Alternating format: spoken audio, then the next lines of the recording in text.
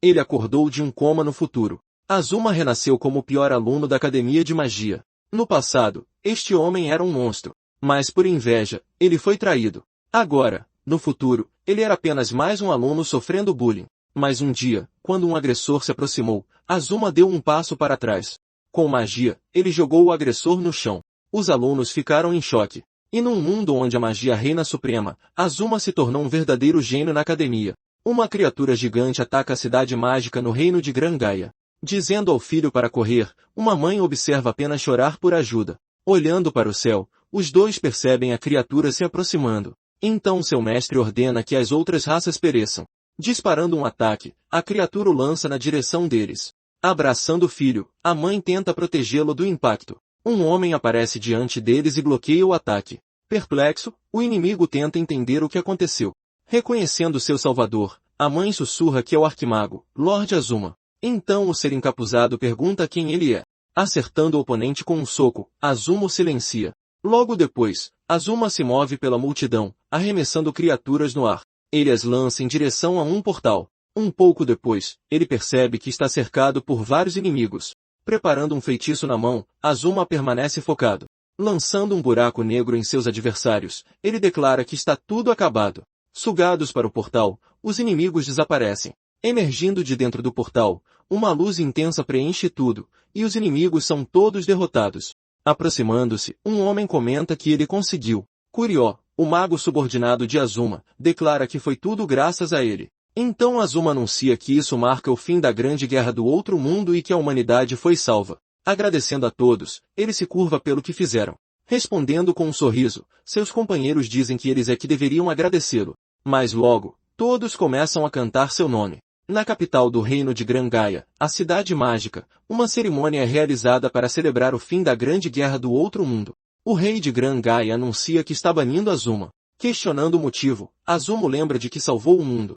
Confirmando o feito, um conselheiro diz que ele salvou a humanidade dos monstros e dos invasores que os controlavam, e que até mesmo o Omega foi aniquilado, graças à magia de grande escala que só ele podia conjurar, apagando o portão para o outro mundo e se tornando o salvador de todos. Concordando, um soldado afirma que Gran Gaia foi salva pelo poder de um único homem, e Azuma repete a pergunta. O rei então afirma que é precisamente por isso que ele é tão assustador. Com o fim da guerra, esse poder incrível não é mais necessário. Na verdade, tornou-se perigoso. E assim ele ordena que Azuma desapareça pelo futuro de Gran Gaia. Percebendo o absurdo da situação, Azuma não consegue acreditar no que está acontecendo. Lembrando-se do vinho comemorativo que bebeu mais cedo, ele tenta entender. Era um vinho proibido que selava completamente toda a mana e magia. Encarando seus companheiros, ele os questiona. Kurió das Chamas pede desculpas por enganá-lo e por ter proposto um brinde. Shaen da Terra comenta que nunca imaginou que alguém como ele pudesse planejar uma rebelião. Mune da Água acrescenta que a previsão do soberano nunca esteve errada. Izia do Vento lamenta não querer ver algo tão belo cair em ruínas. Então o rei se despede e ordena que comecem o cântico. Ativando-se no salão, um feitiço toma forma. Percebendo o feitiço, ele vê que todos os magos uniram seu poder e que está perfurando até mesmo sua resistência mágica. Negando que planejou uma rebelião, Azuma explica que estava focado apenas em lidar com o Omega. Questionando em silêncio, ele se pergunta se poderia ser que a previsão do rei era apenas uma desculpa. Mesmo assim, ele sabe que as ordens do rei são absolutas, e ninguém ousa desafiá-las. Perguntando-se se é assim que tudo acaba, sua expressão desmorona. Questionando o significado de tudo que fez por este reino, ele busca uma resposta. Pedindo que ao menos sua alma seja levada adiante, ele levanta a cabeça. Ativando um feitiço em seu peito, Azuma grita para que sua alma seja levada para a próxima vida. Observado pelos magos que o atacam, seu corpo treme. Consumido pela magia, ele começa a desaparecer. Disparando para o céu, sua essência deixa seu corpo. E assim, o arquimago foi apagado. O mundo entrou numa era de paz, e tudo isso aconteceu há 3.000 anos, até que o tempo passou. Deitado em uma cama de hospital, um jovem abre os olhos e se pergunta onde está. Aproximando-se, um médico pergunta o que está acontecendo. Perguntando-se como aquele paciente conseguiu acordar, ele franze a testa. Numa gaveta, o nome do paciente é revelado como Shoban Azuma. Percebendo que seu nome ainda é o mesmo, o jovem observa o médico se aproximar, dizendo que é um milagre. Alcançando, o médico coloca a mão em seu ombro para chamar sua atenção. Reconhecendo o feitiço de reencarnação como um sucesso, ele percebe que consegue entender o idioma. Para entender a civilização deste mundo, ele pergunta à enfermeira como chegar à maior biblioteca da região. Sem entender a pergunta, o médico e a enfermeira trocam olhares confusos. Usando uma habilidade para influenciar a enfermeira, Azuma ajusta sua postura. Respondendo automaticamente, ela começa a dar as direções para a biblioteca, e o médico a repreende por falar demais. Agradecendo a ela, o jovem então pergunta se aqueles pertences são seus. Confirmando, a enfermeira acena com a cabeça. O médico continua perguntando o que há de errado com ela. Afastando-se lentamente, Azuma ignora a comoção enquanto pedem que ele espere e perguntam se ele está bem. Pedindo licença, ele simplesmente sai e se senta numa área de espera. Abrindo a mochila que pegou do hospital, ele examina seu conteúdo. Pegando um objeto, ele se pergunta o que é esta placa de metal. Perguntando a uma mulher ao seu lado sobre isso, ele recebe a resposta de que é um telefone. Olhando para o aparelho, ele repete a palavra telefone. Usando sua magia para analisar o objeto, ele foca o olhar. Descobrindo a natureza do item, Azuma percebe que é um dispositivo que dá acesso a um incrível arquivo de informações. Decidindo olhar mais de perto o dispositivo, ele se inclina. Quando um trem chega à estação, ele embarca. Uma vez dentro do vagão, ele percebe que não precisa mais ir à biblioteca. Analisando o telefone, ele conseguiu obter conhecimento básico sobre este mundo. Era uma ferramenta que não existia em sua época. Mas o que ele sabe agora é que 3.000 anos se passaram. Ele também descobre que a magia estava em declínio e aprende que uma nova tecnologia chamada ciência surgiu. Esta era a sociedade humana pela qual ele havia afastado o Ômega. Perguntando-se se este é o mundo pelo qual ele sacrificou sua vida para proteger, ele suspira. Chegando em frente a uma casa, ele observa a fachada. Entrando no quarto, ele conclui que era aqui que Shobana Azuma morava. Olhando para um porta-retrato, ele se pergunta se o garoto havia perdido a família. Encontrando o diário do garoto em uma mesa, Azuma o abre. Lendo as páginas, ele descobre que o jovem estava cansado de viver e que ninguém o ajudou. Finalmente entendendo por que o dono do corpo estava no hospital, ele sente o telefone vibrar. Olhando para o aparelho, Azuma encontra uma tela cheia de mensagens de ódio. Localizando um grupo de chat chamado Academia de Treinamento de Magos de Shibuya, ele fica em silêncio. Na manhã seguinte, o jovem chega em frente a uma grande instituição. Entrando no pátio da academia, ele observa o local. Aproximando-se, 2 estudantes perguntam se ele está bem. Questionando-os, Azuma pergunta se não deveria estar ali. Explicando a situação, a colega de classe diz que havia rumores de que ele tentou tirar a própria vida por causa do bullying que sofria. Surgindo entre os alunos, um jovem ruivo diz que está feliz em vê-lo vivo. Aproximando-se com seu grupo, Tenoji Kiryu aparece com um sorriso. Reconhecendo o jovem, o garoto pisca lentamente. Chamando de Kiryu das chamas, Azuma deixa o ruivo confuso. Encarando-o, Kiryu questiona sua maneira de falar, lembrando de que lhe disse para não aparecer mais na academia. Ele pergunta o que aconteceu, já que o garoto quase morreu por causa de sua magia. Então Kiryu pergunta se ele perdeu suas memórias e questiona se quer sofrer ainda mais. Zombando de Azuma, seus companheiros sugerem pegar seus créditos. Lembrando-se das mensagens e do diário, Azuma conclui que este garoto não é o Kiryu das chamas. Imaginando se o jovem poderia ser um descendente, ele ajeita sua postura. Decidindo medir quanta mana seu novo corpo possui, ele respira fundo. Reunindo mana em suas mãos, Azuma concentra o poder e atinge Kiryu com um soco poderoso no rosto. Apresentando-se como Liri, uma garota diz que hoje é um dia importante. O professor George East anuncia que o teste de aptidão para determinar o tipo de magia de todos será realizado hoje. Percebendo que Shibana-kun parece ter dificuldade em entender, uma colega de classe se oferece para ajudar. Ela então explica que na magia moderna, a aptidão é expressa através de cores. Representando a magia do fogo, a cor vermelha marca o atributo. A magia da água é azul e a magia negra é representada pela cor preta. Ela explica que a magia funciona passando mana através dos circuitos mágicos do corpo. E como eles têm capacidade limitada, uma pessoa geralmente se especializa em apenas um atributo. Concluindo que o atributo para o qual ele é adequado será o dele, ela observa enquanto Shobana Azuma é chamado. O professor se aproxima e pergunta qual é o seu atributo. Sem hesitar, Azuma afirma que não tem nenhum. Confuso, o homem franze a testa. Explicando que lhe falta um atributo, ele afirma que não planeja se especializar em nenhum deles. Sussurrando, todos se perguntam se ele está realmente dizendo que não tem atributo. Ele continua, afirmando que os incolores são aqueles que não têm um atributo. Mesmo que não sejam visíveis, eles ainda estão lá, ele comenta. Ele declara que a magia interna naquele corpo deve ser capaz de responder a qualquer atributo e respira fundo. O professor semicerra os olhos dizendo que pessoas como ele não pertencem a esta escola. Então ele questiona o motivo de sua felicidade. Chamando de lixo, o homem solta um sorriso amargo. Lembrando-se de como o mundo esteve contra ele, Azuma encara o chão. O professor cruza os braços explicando que os incolores não têm atributos e que a magia que podem adquirir é mínima, apontando que seu crescimento é impossível e que ele nem mesmo entende o emblema da escola. O homem balança a cabeça. Mas Azuma responde que ele pessoalmente acha que os incolores são os mais fortes. Ele levanta a voz pedindo uma chance de provar isso em uma batalha simulada. Chocados, os alunos trocam olhares. Gritando que isso é um absurdo, o professor fica com raiva. O homem então anuncia que o teste de aptidão será alterado para um exame simulado sem restrições, com ele mesmo como oponente. Chamando de canalha por pensar que os incolores são fortes, o professor rende os dentes. Preocupada com a situação, a colega de classe nota que o professor George é o instrutor principal e que a luta não terá restrições, deixando-a apreensiva. Caminhando em direção ao seu oponente no campo, Azuma ajeita sua postura.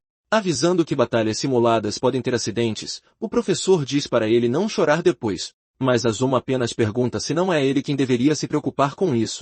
Dando sinal para começar, um dos alunos autoriza a batalha. O homem então afirma que é o único na academia capaz de lidar com atributos multicoloridos. Lançando um ataque que combina fogo e trovão, ele avança em direção ao jovem. Rasgando o ar, a magia avança em direção a Azuma. Ele para o ataque com apenas uma mão, permanecendo calmo. Chocado com o que vê, o rosto do professor fica pálido. Segurando a magia em sua mão, Azuma pergunta se é tudo o que ele tem. Gritando que é impossível, o homem tenta recuperar o controle, então ataca novamente. Bloqueando o segundo ataque com a mesma facilidade, Azuma mantém seu olhar firme. Em desespero, o professor e os alunos se perguntam por que a magia não está funcionando. Andando lentamente em sua direção, Azuma não diminui o passo. Continuando a gritar que é impossível, o homem entra em pânico. Estendendo a mão, Azuma avança, e o professor implora para que ele não se aproxime mais. Tentando usar seu dispositivo mágico para se defender, o homem o levanta apressadamente. Azuma toca o objeto, seus dedos roçando o metal. Ele congela instantaneamente em sua mão, tornando o dispositivo inútil. Então Azuma diz a ele para confessar tudo o que fez até agora. Ameaçando transformá-lo em pó se não confessar, o jovem semicerra os olhos. Uma energia se forma ao redor do pescoço do professor e o ar fica pesado. Finalmente admitindo, o homem revela que viu Shiobana sofrendo bullying, mas fingiu não ver. E que mesmo depois que o jovem o consultou, ele acabou batendo em Shiobana em vez de ajudá-lo. Observando a cena em silêncio, os alunos não sabem como reagir.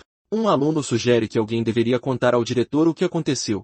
Caindo de joelhos, o professor perde toda a sua força. Azuma se aproxima, olha para ele e pergunta como é. Qual é a sensação de perder para um incolor como eu? Ele termina. A vida na academia continua normalmente. Observando à distância, dois alunos se perguntam se é realmente ele.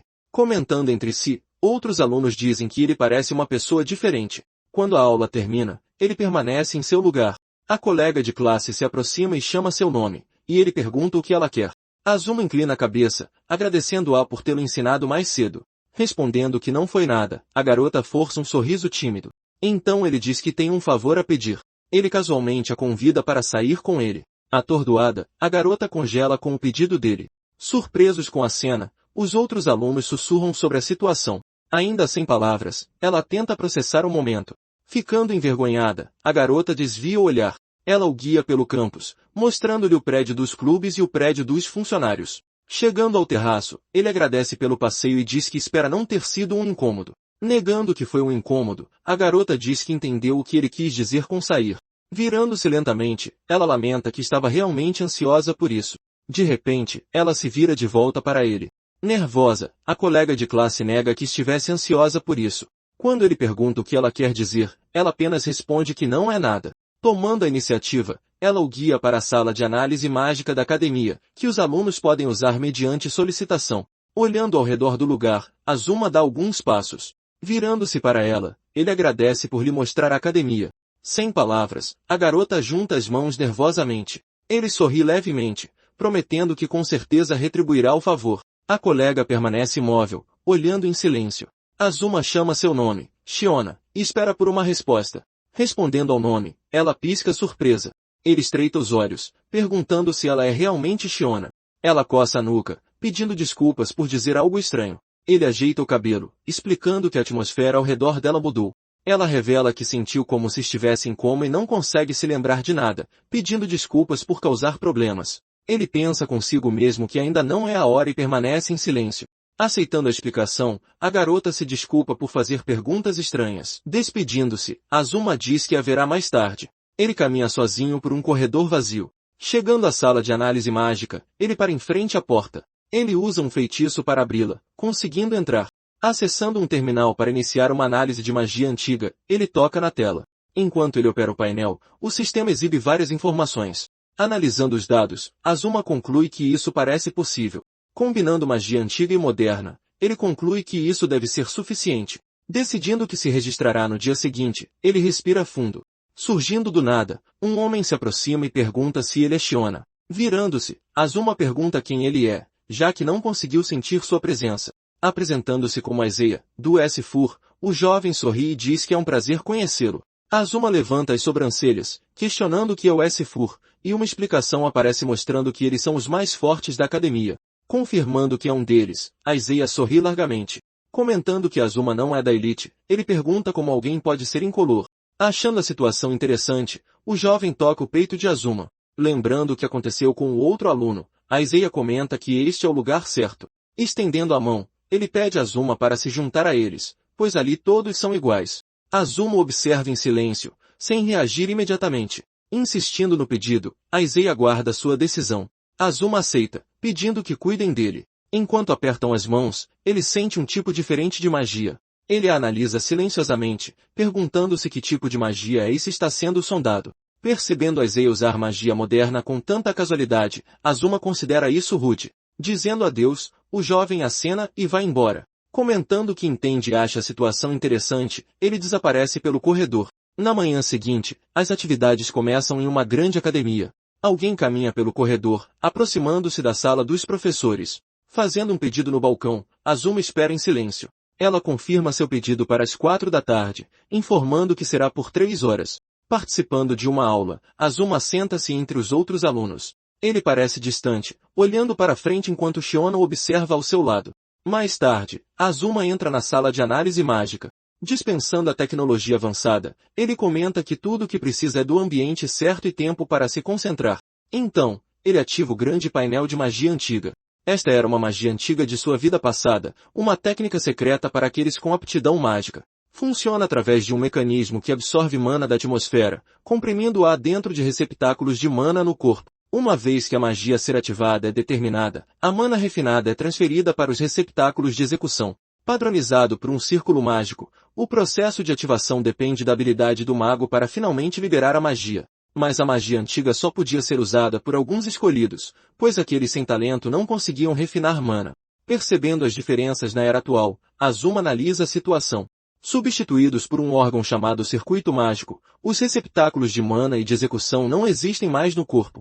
E através de uma invenção chamada cajado inteligente, a mana é injetada automaticamente. Círculos mágicos gerados artificialmente ativam um feitiço. Este processo generalizado tornou a ativação da magia possível sem diferenças individuais inatas. Por outro lado, essa manualização reduziu o poder da magia e impede seu uso se o cajado for retirado. Com isso em mente, seu objetivo se torna claro. Planejando seu próximo passo, ele desenvolverá uma magia híbrida que combina tecnologias antigas e modernas. Para conseguir isso, ele primeiro precisa dominar a magia moderna em seu nível mais alto, conquistando todos os atributos. Preparando-se para avançar, os cálculos para a teoria fundamental de sua hipótese de magia híbrida serão feitos pelo computador quântico. Pressionando uma tecla, ele afirma que isso deve resolver o problema. Carregando o cálculo da teoria básica para a hipotética magia híbrida, o computador começa a processar. Esperando pelos resultados, ele decide sair para beber algo. Virando-se para sair da sala, ele coloca a mão na maçaneta. Uma porta se abre para a escuridão, e o ambiente muda de repente. Caindo de cabeça para baixo em um lugar desconhecido, Azuma perde o chão sob seus pés. Questionando-se se o mundo inteiro virou de cabeça para baixo, ele fecha os olhos por um momento. Reconhecendo isso como um ataque de magia moderna direcionado, ele se pergunta de onde veio. O ataque passou despercebido por sua detecção, mostrando precisão. Lembrando-se de quando encontrou Aizeia e apertou sua mão, ele franze a testa. Percebendo que foi Aizeia quem agiu imediatamente, Azuma respira fundo. Questionando se era isso que Aizeia queria dizer com se dar bem, ele ajusta seus pensamentos. Mas ele decide que precisará lembrá-lo da hierarquia de suas vidas passadas. Seu corpo não foi teletransportado, então ele entende que está é uma ilusão criada por um feitiço que altera a percepção.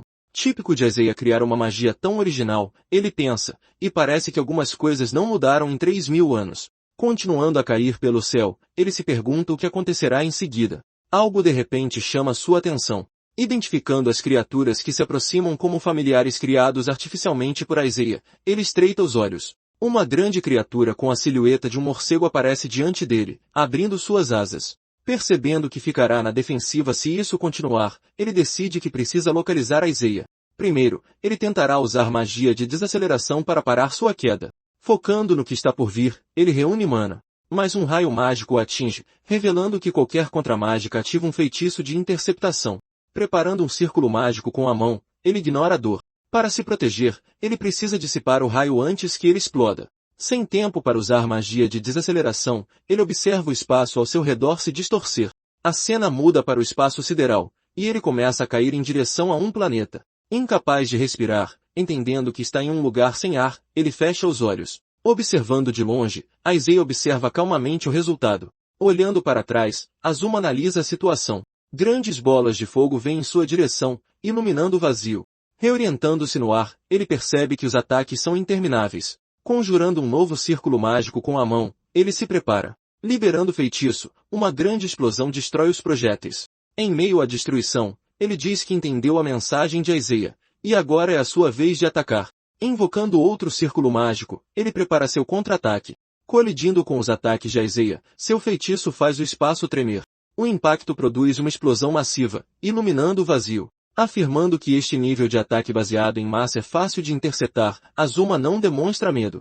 Percebendo que o lugar parece ser um vácuo sem ar, ele analisa os seus arredores. A este ritmo, ele acabará por morrer sufocado. Notando a precisão do espaço mágico, ele percebe que foi construído com um cuidado notável, quase como uma obra de arte. É adequado para Isaiah, que adora coisas bonitas, então ele entende o estilo. E é precisamente por isso que ele sabe que há uma falha. Conhecendo a Isaiah, ele conclui que ele quereria testemunhar a sua morte com os seus próprios olhos, então ele deve estar por perto. Dizendo a si mesmo que deve haver um olho mágico em algum lugar, Azuma decide que vai encontrar esse ponto fraco. Fechando os olhos, ele para de se mover. Questionando-se se ele decidiu parar de resistir, Isaiah observa-o à distância, mas o silêncio não significa nada. Uma série de explosões massivas envolve o corpo de Azuma, tomando conta do espaço. Mantendo os olhos fechados no meio das explosões, ele espera pelo momento certo. Libertando a mana concentrada armazenada nos seus recipientes de mana e execução, ele ativa o seu plano. Libertando toda a sua energia de uma vez, ele faz o espaço vibrar. Expandindo continuamente o seu enorme círculo mágico, ele prepara-se para analisar a área. Reagindo à súbita demonstração de poder, os olhos de Isaiah regalam-se. Flutuando no centro desse espaço, Azuma observa os ataques ao redor. Com o seu círculo mágico, ele analisará o espaço para encontrar anomalias e localizar o ponto de vigilância do inimigo. As bolas de fogo avançam na sua direção, iluminando o caminho. Focando-se para finalmente detectar a falha, ele mantém a sua concentração. Um ponto de luz aparece na escuridão, e Isaiah reage imediatamente. Abrindo os olhos, Azuma confirma que o encontrou. Um círculo mágico forma-se, e ele estilhaça a estrutura do lugar. Apontando a mão para frente, ele dispara um feitiço. O espaço mágico começa a desmoronar-se, desintegrando-se ao seu redor. Enquanto a ilusão se dissolve completamente, Azuma fica simplesmente parado em frente à porta. Confirmando que era um feitiço de alteração de reconhecimento, ele expira lentamente. Olhando através de uma janela, ele avalia a situação lá fora. Ele começa a levitar, subindo silenciosamente. Chegando ao telhado onde Isaiah está, Azuma observa a cena. Observando a sua aproximação, Isaiah não reage. Dizendo que finalmente o encontrou, Azuma aterra firmemente. Aterrando no mesmo telhado que o outro homem, ele aproxima-se sem pressa. Azuma questiona-o, perguntando se ele lançou um feitiço. Permanecendo em silêncio, Isaiah não responde. Aproximando-se, ele pergunta por que Isaiah está a tentar magoá-lo. Ainda sem responder, o jovem mantém um olhar vago. Perguntando se esta era sua ideia de se darem bem, Azuma semicerra os olhos. De repente, saltando e fazendo uma pose, Isaiah cria um contraste inesperado. Exclamando que Azuma é exatamente como ele imaginou, ele abre um sorriso. Olhando confuso, Azuma permanece imóvel. Elogiando como ele quebrou a sua magia de ilusão e a sua levitação sem encantamento, Isaiah chama-o de magnífico. Continuando seu elogio, ele diz que usar um círculo mágico como aquele é inacreditável e tão belo quanto as pinturas no teto da Catedral de Duomo. Aproximando-se, ele revela que ainda não acabou. Afirmando que a sua magia de desintegração é fascinante, ele comenta que gostaria de saber a lógica por trás do seu circuito mágico. A sua expressão muda de repente, Isaiah inclina a cabeça, revelando que o que ele mais quer ver é a visão de algo verdadeiramente belo a desfazer-se em pedaços. A sua voz torna-se pesada. Vendo-se preso por faixas de energia, Azuma estremece. Incapaz de acreditar que não sentiu os sinais de outro feitiço, ele lembra-se que isto é típico de Isaiah. Lançando a sua magia moderna, queda de meteoro, Isaiah levanta o braço. Vários projéteis afiados tomam forma no ar. Explicando que manipulou o vento para arremessar materiais de construção de um estaleiro, ele aponta para cima. Os varões de metal caem na direção de Azuma, cortando o ar. Azuma defende-se, tentando acompanhar enquanto Isaiah o ataca de todos os lados. O seu olho arregala-se de repente ao detectar o perigo tarde demais. Algo o atinge em cheio, quebrando a sua defesa. O seu olho arregala-se com o golpe enquanto ele sente toda a força do impacto. Atingido em cheio pelo ataque, ele perde o fôlego por um momento, mas consegue invocar um círculo mágico com a mão. Protegendo-se mesmo a tempo, ele repele parte da pressão. Questionando-se por quanto tempo ele consegue aguentar, Isaiah observa com interesse. Notando outra ameaça vinda de cima, Azuma olha para cima. Um poste elétrico cai de cima, vindo na sua direção. Outra estrutura metálica desmorona-se junto com ele. Ele salta para trás para evitar o impacto, desviando-se do perigo. O ataque foi planeado para não deixar rota de fuga, com o objetivo de o encurralar. Destroços chovem de todos os lados, criando um cerco. Preparando-se para se defender dos destroços, Azuma ajusta sua mão. Ele expande o seu círculo mágico para se proteger, criando uma barreira. Lutando para suportar o peso do impacto, ele rende os dentes. Observando e rindo, Isaiah desfruta do caos. Questionando-se se Azuma está a chegar ao seu limite, ele cruza os braços. Algo no céu chama a sua atenção e Isaiah levanta o queixo. Um avião corta a atmosfera, caindo do céu na direção deles. De braços abertos, Isaiah declara que este é o seu mundo e a sua magia. Ele suspira, afirmando que a chuva de meteoros é mais bela do que qualquer arte. Gesticulando com as mãos, ele pergunta-se como Azuma se irá defender. Levantando uma mão para o céu, Azuma permanece focado. Incitando-o a apreciar a glória da sua arte, o sorriso de Isaiah alarga-se. Olhando para um pequeno objeto entre seus dedos, Azuma avalia a distância. Ele lança o objeto ao ar com um peteleco, sem hesitação. Incrédulo, Isaiah perde a compostura, questionando como ele cancelou a magia que derrubaria o avião. Colidindo contra o chão e explodindo, o objeto estilhaça o cenário. Ele junta as peças, concluindo que tudo não passava de uma ilusão fantasma. Com um movimento rápido, Azuma apanha algo fino do ar, fechando os dedos com precisão. Reagindo em choque, Isaiah pergunta como a sua agulha escondida foi descoberta. Apontando para ele com a agulha na mão, Azuma afirma que descobriu o seu plano. Os destroços em queda manipulados pela magia do vento eram apenas um engodo. Depois de deixar cair objetos reais, Isaiah criou a ilusão de um avião a cair para chamar a sua atenção. Naquele momento, o seu verdadeiro objetivo era lançar agulhas mágicas impregnadas com feitiços de inconsciência. A grandiosamente chamada queda de meteoro não passava de um bluff. Olhando para ele, chocado com a revelação, a cor desaparece do rosto de Isaiah. Elogiando o trabalho impressionante, Azuma afirma que não funcionará com ele.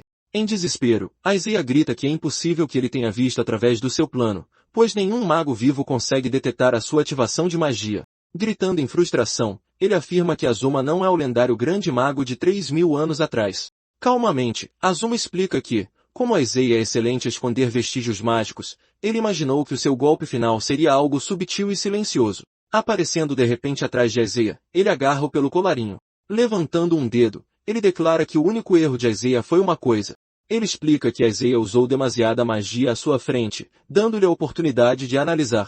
Colocando uma mão no peito de Isaiah, ele ativa um feitiço. Libertando-se da sua mão, a magia expande-se. Surpreso com o que está acontecendo, os olhos de Isaiah se arregalam. Ele tenta entender, questionando que tipo de círculo mágico é aquele. Então, admirando, ele comenta que é lindo. Preparando-se para lançar sua magia antiga, trava de vibração, Azuma respira fundo. Segurando Isaiah, ele observa o chão ao redor dele se estilhaçar. Arremessado pela força da magia, Isaiah é lançado para longe. Azuma observa enquanto Isaiah cai no chão, derrotado. Segurando a agulha, ele se dirige a Isaiah. Declarando sua vitória, ele encerra a batalha. A cena muda para a capital do reino da cidade mágica, Gangaea, onde a atmosfera se ilumina. Focando em uma pintura no jardim, Isaiah move seu pincel. Ele continua a trabalhar em sua arte, ignorando o mundo ao seu redor. Aproximando-se, Azuma comenta que parece que a luz está emanando da tela.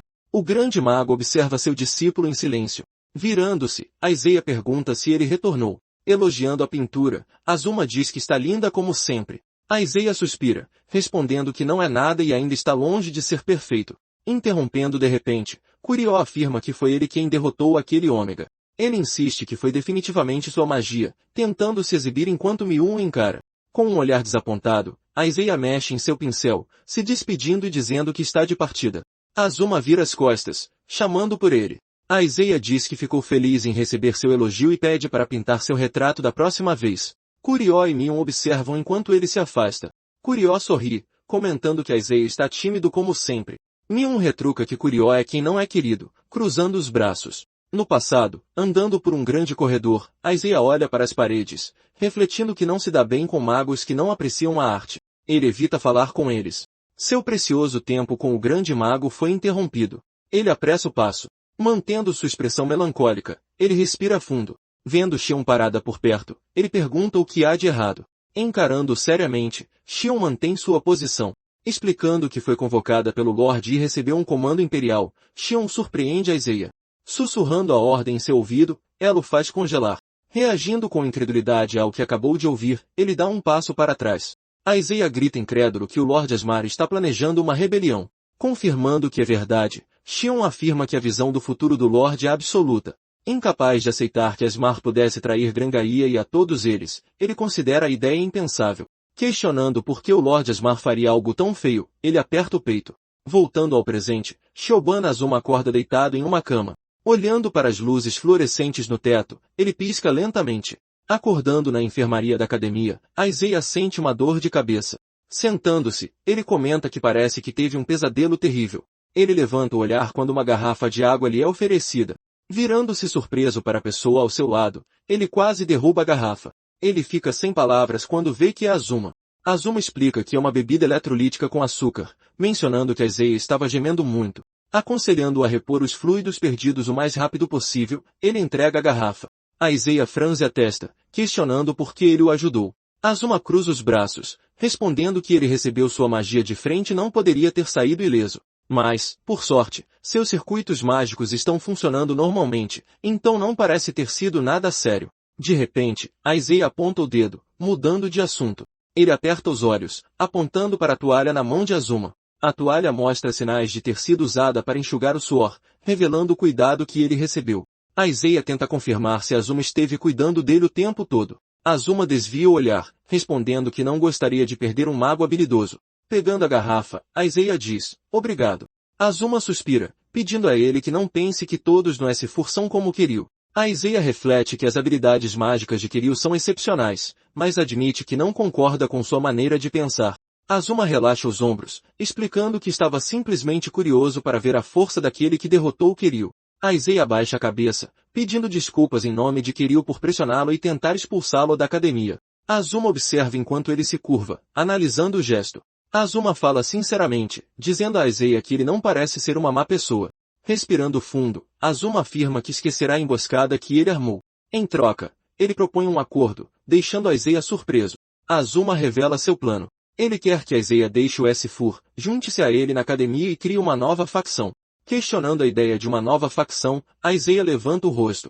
Pensando que o Isaiah à sua frente não tem memórias de 3.000 anos atrás, Azuma decide que quer confiar nele. No presente, ele está sozinho e precisa de aliados para realizar qualquer coisa. Azuma estende a mão, pedindo a Isaiah para caminhar ao seu lado em direção ao seu objetivo. Saindo da cama, Isaiah encara o chão. Ajoelhando-se diante de Azuma, ele faz sua escolha. Aceitando a proposta, Isaiah o chama de Asmar-san. Ele tem uma memória estranha de ter feito a mesma coisa há muito tempo. De repente, a enfermeira da escola aparece, surpreendendo-os. Azuma comenta que ela foi pega.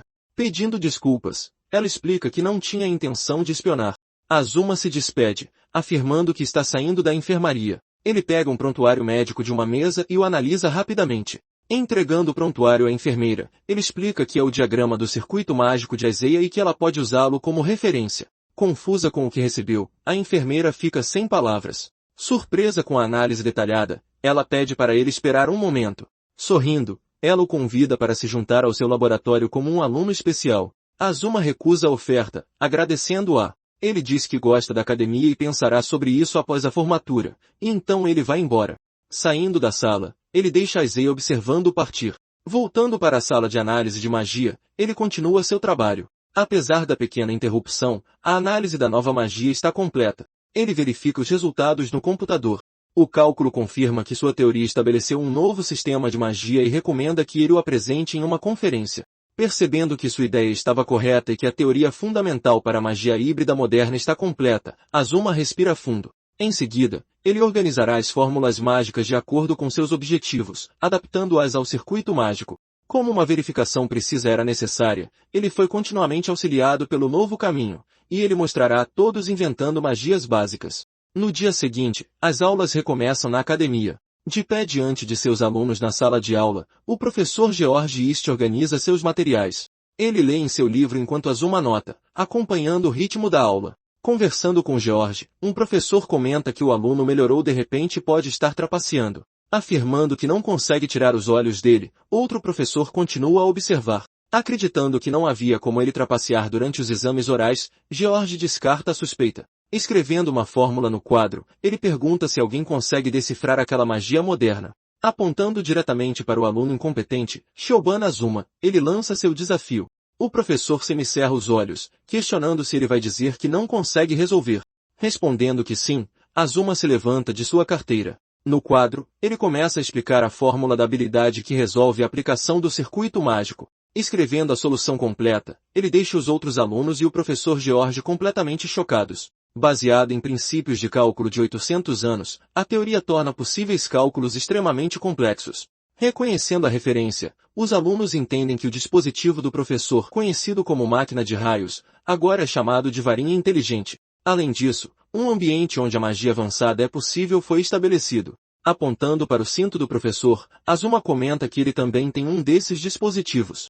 Presa ao cinto do professor, a varinha inteligente brilha fracamente, admitindo que, mais uma vez, a resposta está correta. O professor George suspira, dispensando. Ele diz a Azuma para voltar ao seu lugar. Os outros alunos, atônitos, o observam sem dizer uma palavra. Sentando-se, Azuma lembra a si mesmo que precisa se registrar novamente na sala de análise de magia.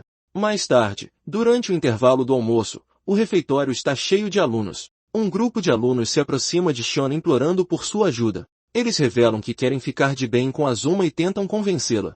Envergonhada com o pedido insistente deles, Shona baixa o olhar. Mas ao ver Azuma chegar, os alunos a pressionam ainda mais. Cedendo, ela diz que está só perguntando. Virando-se na cadeira, Shona chama por Shobana.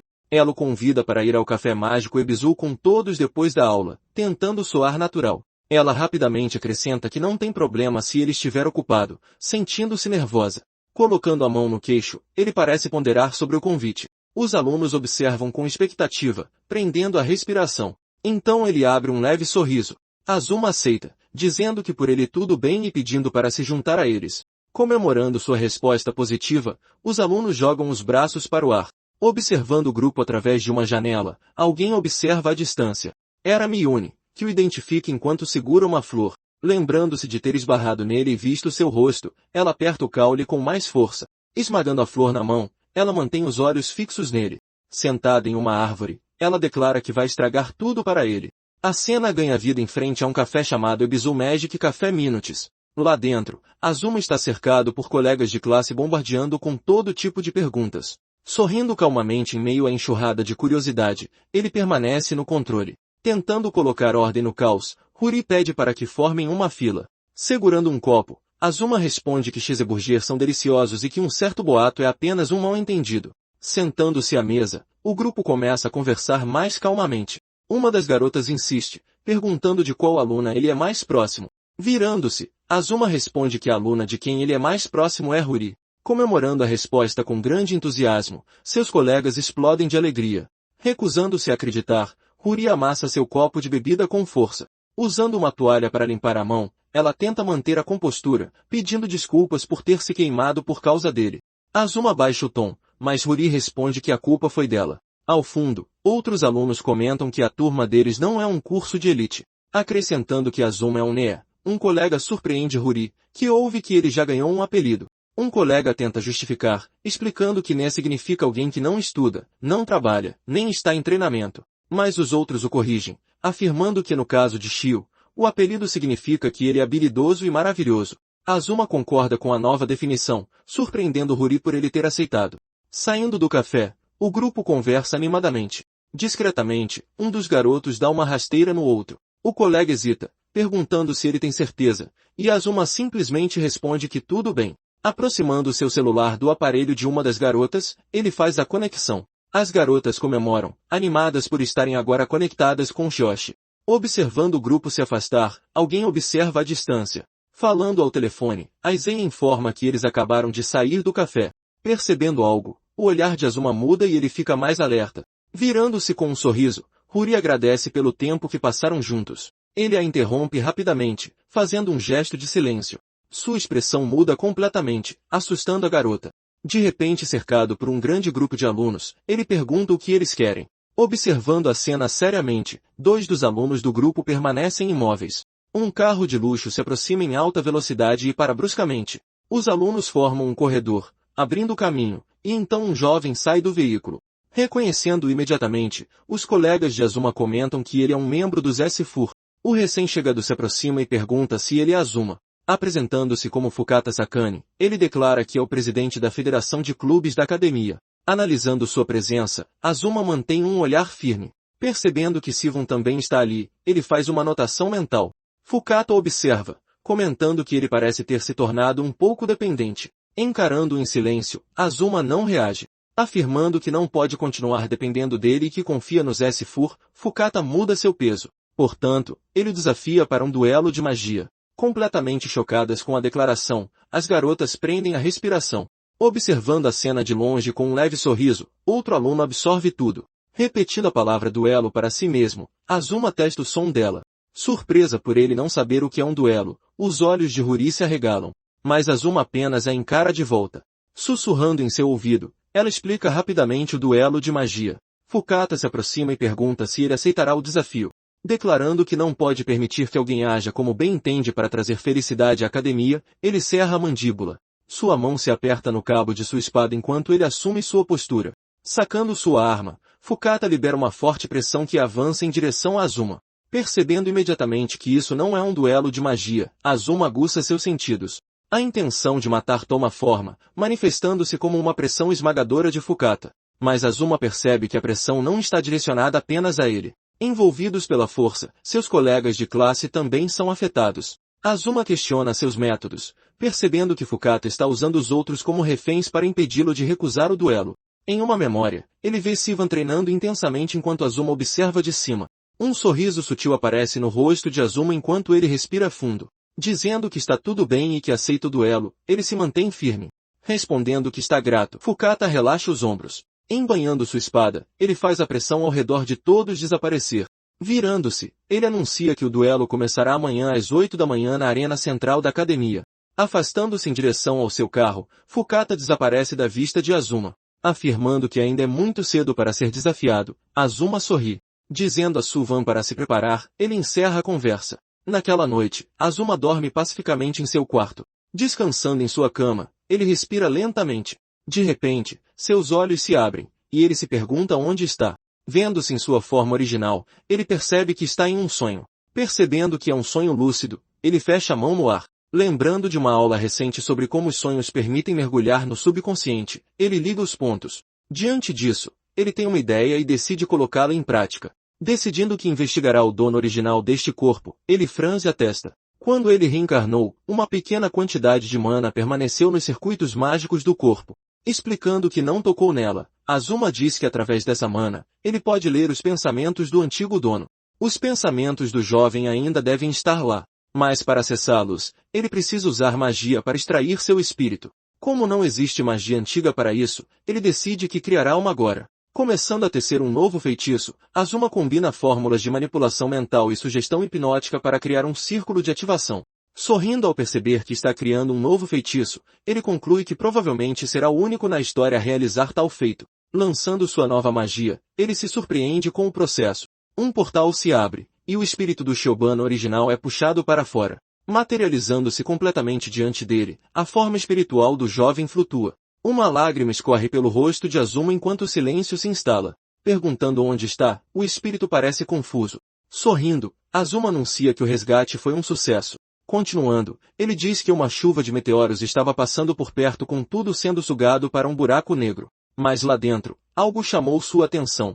Destacando-se na escuridão, um ponto de luz lutava para permanecer. Estendendo a mão em direção à luz que parecia lutar para sobreviver, ele sente o peso da decisão. Ele pensou que se a luz odiava tanto ser puxada, ele tomaria o seu lugar.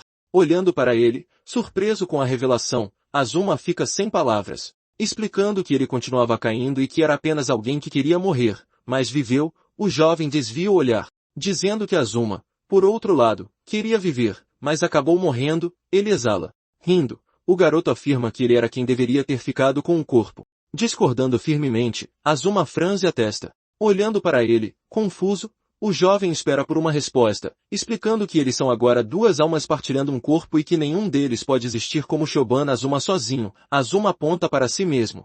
A partir daquele dia, a história pertenceria a ambos. Prometendo que realizará seu desejo, Azuma estende a mão. Com lágrimas nos olhos, Shobana observa.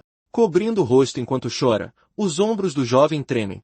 Apontando para frente com um sorriso, Azuma o encoraja. Sorrindo, o jovem concorda. Dando um soquinho, ele diz, obrigado. Refletindo sobre a promessa de ter seu desejo realizado, o jovem suspira.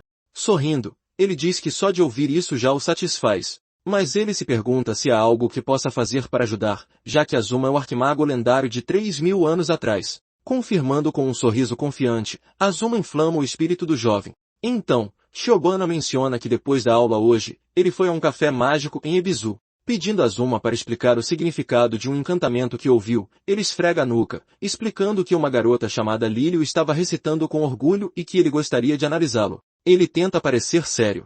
Rindo um pouco sem jeito, o jovem quase perde o fôlego. Dizendo que se for algo assim, é moleza. Azuma estala os dedos. De repente, o chão sob seus pés começa a rachar. Virando-se surpresos com o que está acontecendo, os dois se olham, afirmando que parece ser hora de acordar do sonho e que o tempo deles acabou. Azuma levanta a mão. Agradecendo a Azuma por trazê-lo de volta, Shobana respira fundo. Sorrindo, ele diz que de agora em diante, dará uma espiada na história deles. Respondendo que fará o mesmo, Azuma acena com a cabeça. Alcançando o espírito de Shobana enquanto ele desaparece, Azuma tenta segurá-lo por mais um segundo. Sozinho, enquanto a luz do espírito desaparece completamente, ele fecha os olhos, juntando as mãos, determinado. Embora o jovem seja agora apenas uma memória residual, Azuma fortalece sua determinação. Decidindo que realizará os desejos e arrependimentos do garoto, ele cerra o punho. Ele decide fazer isso, pois é a promessa que não pôde cumprir há 3.000 anos, e encara o vazio. A cena muda para a residência de Fukata Shion em Tóquio, onde o silêncio preenche o ar. Ajoelhado diante de um grande cristal, Fukada respira de maneira controlada. Permanecendo de joelhos por um momento, ele se concentra. Este é nitreto de boro Wurtzita ou Akalkun, o metal mais duro da terra, extraído das montanhas de sua família. Focando os olhos, ele segura firmemente o cabo de sua espada. Atacando o cristal com sua arma, ele libera sua força acumulada. Antes intacto, o cristal agora tem vários cortes. Virando-se, ele percebe que não está sozinho no pátio. Dirigindo-se à pessoa que observa, Fukada ajusta sua postura. Apresentando-se e dizendo que é uma emergência e uma ocasião especial, Mizuhara Miyuni faz sua entrada. Repreendendo-a, ele a lembra que havia dito para não entrar aqui. Ignorando o aviso, Miyuni fala sobre a raridade do metal usado para fazer varinhas inteligentes. Chamando de louco por usar nitreto de boro Wurtzita ou Akalkun apenas para um corte de teste, ela perde a paciência. Respondendo que já assistiu ao vídeo que ela enviou e não conseguiu acreditar que Tanji e Katakura foram derrotados, Fukata cerra os dentes. Perguntando se não foi emocionante, ela sorri maliciosamente.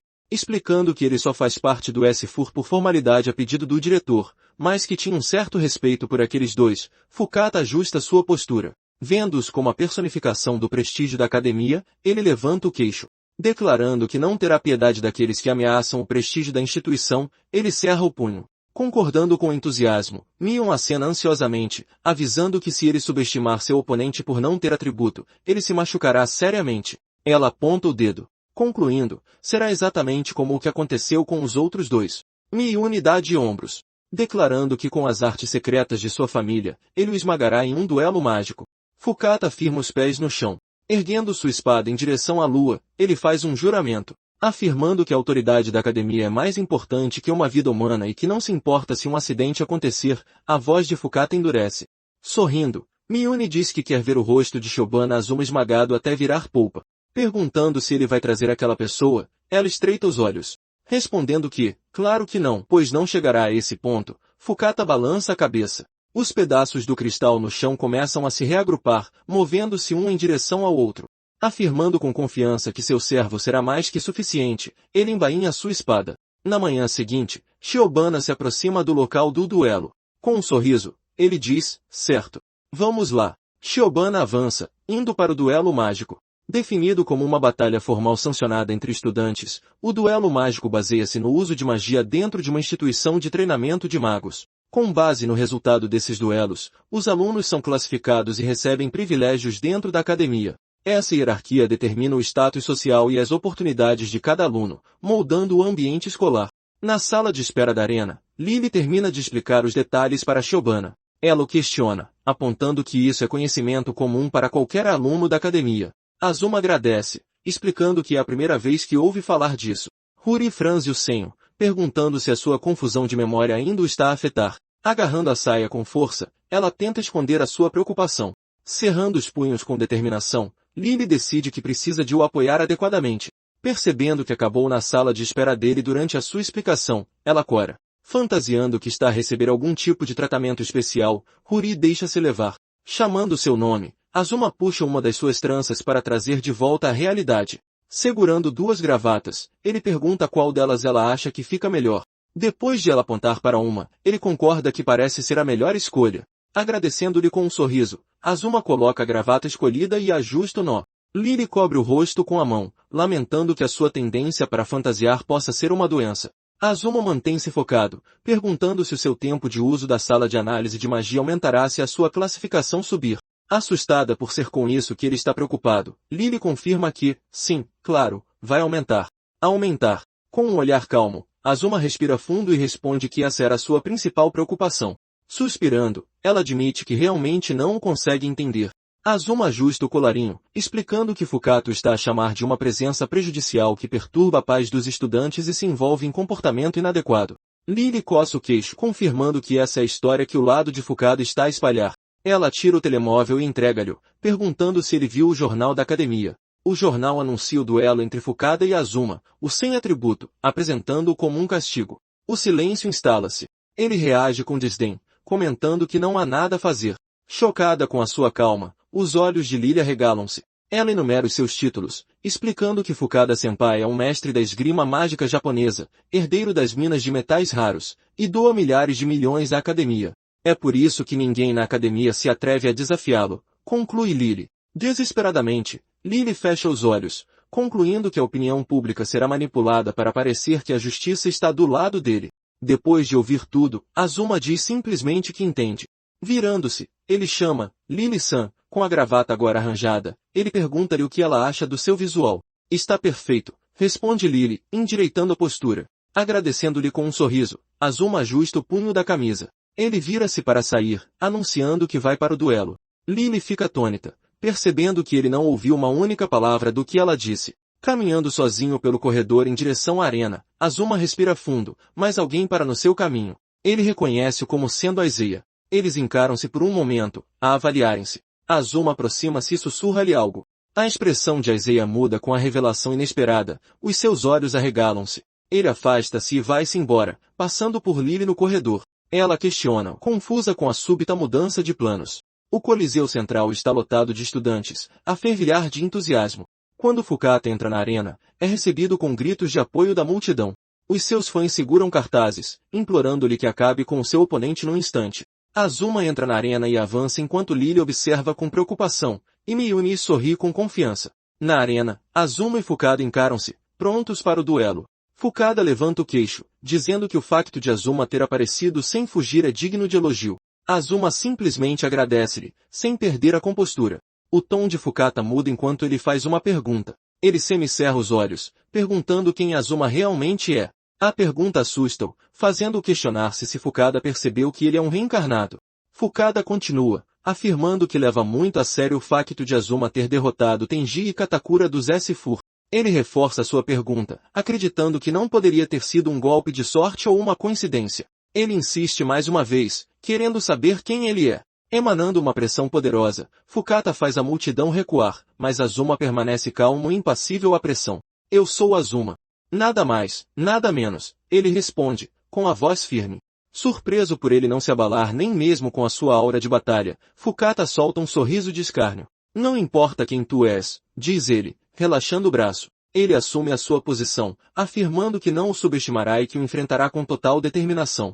Vou esmagar esta praga com toda a minha força, declara Fukada, apontando a sua espada. Era exatamente isso que eu esperava. Eu também não me vou conter, responde Shobana, plantando os pés no chão. Preparando-se para o início da luta, os dois estudam-se, e então o duelo finalmente começa. Posicionados na arena de duelo, Shobana, Azuma e Fukada Sakane encaram-se, medindo a distância entre eles.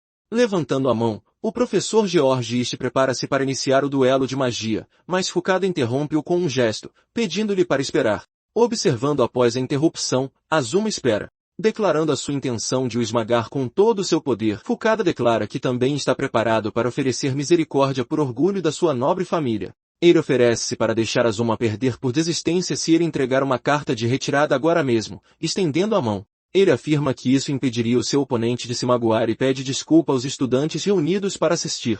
Fukata levanta o queixo, perguntando o que ele tem a dizer. Virando-se para o árbitro, Azuma pergunta quantas posições a sua classificação aumentará se ele ganhar o combate. O professor expõe os factos, explicando que Fukada é o presidente da federação e de classificação S, enquanto Shobana é de classificação F e está na posição 1200. Ele conclui que, se Shobana vencesse, a sua classificação de estudante passaria a ser A, e então espera por uma reação. Respondendo que entende, Azuma aceita a informação. Dirigindo-se a Fukata, ele diz que estaria disposto a perder por desistência se Fukata aumentasse a sua classificação para S imediatamente. Ele acrescenta que, dessa forma, Fukata evitaria magoar-se e também pede desculpa aos estudantes reunidos. O olho de Fukata contrai-se em resposta enquanto ele rende os dentes. Reagindo com choque à audácia, a multidão de estudantes agita-se. Comentando com as suas amigas que não acredita que ele realmente disse aquilo, Lily quase deixa cair o telemóvel. Fukata perde a compostura, gritando que já faz muito tempo que não via um tolo tão inconsciente do seu próprio lugar. Ele cospe as palavras, jurando que não o perdoará mesmo que ele chore e implore que o vai esmurrar até virar polpa. Mas Azuma, impassível, simplesmente o convida a prosseguir. Virando-se para o professor George Ist, Fukata pressiona-o para começar. Com um sinal, o duelo finalmente começa.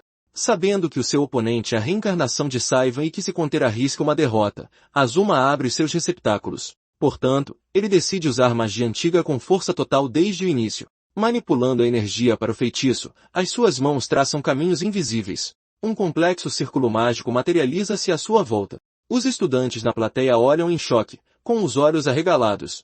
Eles nunca viram este tipo de magia, que não está listada na biblioteca moderna. Uma esfera de poder forma-se na mão de Azuma, irradiando luz, e ele dispara o ataque devastador. Reagindo rapidamente, Fukata levanta uma parede de terra para se defender. O feitiço colide com a barreira, estilhaçando a estrutura. Percebendo que o seu oponente ativou uma magia de interseção automática, Azuma observa enquanto a areia se espalha pela arena. Comparando ao astuto rei Saivan, Fukata semicerra os olhos. Ele comenta que, tal como o relatório dizia, o seu oponente usa magia desconhecida, mas afirma que isso não funcionará com ele. Sacando de uma arma, Fukata declara que acabará com tudo com um único golpe. A ação súbita chama a sua atenção, e Azuma ajusta o seu foco. A arma revela-se ser uma lâmina física que também funciona como um cajado mágico. Analisando-a, Azuma nota que ele combinou a sua aura de batalha com uma barreira de terra, criando um espaço absoluto impenetrável. Dentro desta defesa, qualquer ataque será automaticamente interceptado e contra-atacado com um golpe rápido. Preparando-se para o seu próximo movimento, Azuma controla sua respiração. Achando a técnica interessante, ele decide que será ele a quebrar o espaço absoluto de C1. Chamando de uma mutação irregular, Fukada afirma que ele é um incômodo que perturba a harmonia da prestigiosa academia. Afirmando que rejeita sua própria existência, Fukada dá um passo à frente. Ele levanta sua lâmina, proclamando que o acúmulo diário de treinamento, disciplina e forja espiritual é o que dá origem à força de um espadachim mágico. Ele aponta sua espada, desafiando e duvidando que um mero usuário sem atributo pudesse parar sua lâmina. A plateia de estudantes se agita, reconhecendo a postura como um magnífico golpe de espada finalizador de Fukata. Fukata começa seu avanço em direção a Azuma. O chão vira lama, prendendo os pés de Azuma. Entendendo que é um sistema de estagnação mágica que selou sua evasão, ele ajusta seu corpo. Preparando sua espada para o ataque, Fukata ajeita sua postura. Ele respira fundo, avançando para desferir sua arte secreta do estilo Fukata, o Mikizuki-zan. Os olhos de Mizuhara Mune se arregalam enquanto ela comenta que o corte pode fatiar o metal mais duro da terra, imaginando que Azuma-kun fará. O poderoso golpe em arco se aproxima de Azuma, que permanece preso. Lamentando ter se dado ao trabalho de amarrar a gravata, ele diz que não há o que fazer enquanto a desamarra. Ele lança sua antiga magia de endurecimento, Magie Metalize, na gravata, moldando o tecido. Transformando-se em uma lâmina, a gravata é empunhada para a defesa. Com um movimento ascendente, ele bloqueia o golpe com a lâmina recém-criada. Reagindo com incredulidade ao bloqueio, Fukada fica momentaneamente sem palavras. A multidão se contorce em seus assentos, chocada e incapaz de acreditar que ele parou o golpe de espada com sua gravata usando outra magia que não existe na biblioteca. O choque entre as duas lâminas se dispersa no ar. Ativando a antiga magia do desaparecimento, véu de partículas, Azuma dissolve o chão que o prendia. Ele some diante dos olhos de seu oponente, desaparecendo como poeira. Surpreso, Fukada se vira, tentando localizar sua presença e questionando como ele pôde ter desaparecido. Mas aparecendo bem atrás dele, Azuma anuncia que é hora de um contra-ataque. Preparando-se para o contra-ataque, Azuma ajusta sua postura. Surpreso, Fukada se vira, questionando como ele pôde ter desaparecido e perdendo um segundo precioso. Seus olhos se arregalam em reação ao desaparecimento súbito. Recompondo-se, ele assume uma postura defensiva e declara que na próxima vez que Azuma aparecer, será o seu fim. Protegendo-se dentro de seu espaço absoluto, ele firma os pés no chão. Considerando sua barreira invencível, Fukata não deixa aberturas. Aparecendo atrás dele, Azuma ataca diretamente, mas a lâmina de Azuma é bloqueada por uma mão feita de pedra. Gritando que o pegou, Fukata lança um ataque surpresa por trás de um dos pilares de pedra, o flash de espada do terceiro estilo. Em vez de defender, Azuma para sua própria lâmina com a mão. Girando rapidamente, ele arremessa em direção a Fukata, chamando de imprudente por jogar sua espada fora. Fukata considera isso uma mera tentativa de suicídio. Azuma acelera correndo entre as mãos de pedra que tentam detê-lo. Ele zigue-zagueia, desviando e destruindo os ataques de rocha que sobem do chão. A gravata que ele havia jogado se transforma em uma estaca, surpreendendo Fukada. Suas espadas se chocam, testando um ao outro no impacto. Fukada recua com o golpe, deslizando pelo chão.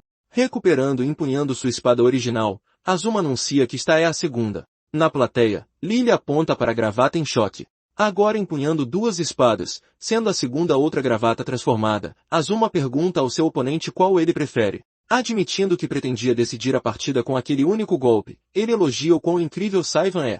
Fukada respira fundo, respondendo que ele é o primeiro a chegar tão perto de seu domínio. Portanto, ele revelará sua técnica de espada secreta pela primeira vez e diz a Azuma para se sentir honrado. Encarando, Azuma aguarda o próximo movimento. Anunciando sua técnica de espada mágica, a lua cheia nebulosa, Fukata avança. Ele desfere o primeiro golpe, surpreendendo Azuma. Ele continua o ataque com sua segunda espada mágica, a lua nova nebulosa, conectando o corte. Explicando que é uma técnica secreta da qual ele não pode desviar, Mizuhara Miyune se agarra ao assento. O golpe atinge Azuma em cheio, empurrando-o para trás. Fukata ativa imediatamente outro feitiço em sua espada, a bomba de chuva Muk, acelerando a execução. Uma explosão massiva envolve todo o corpo de Azuma, tomando conta da arena. O impacto joga para trás, e sua espada cai de sua mão.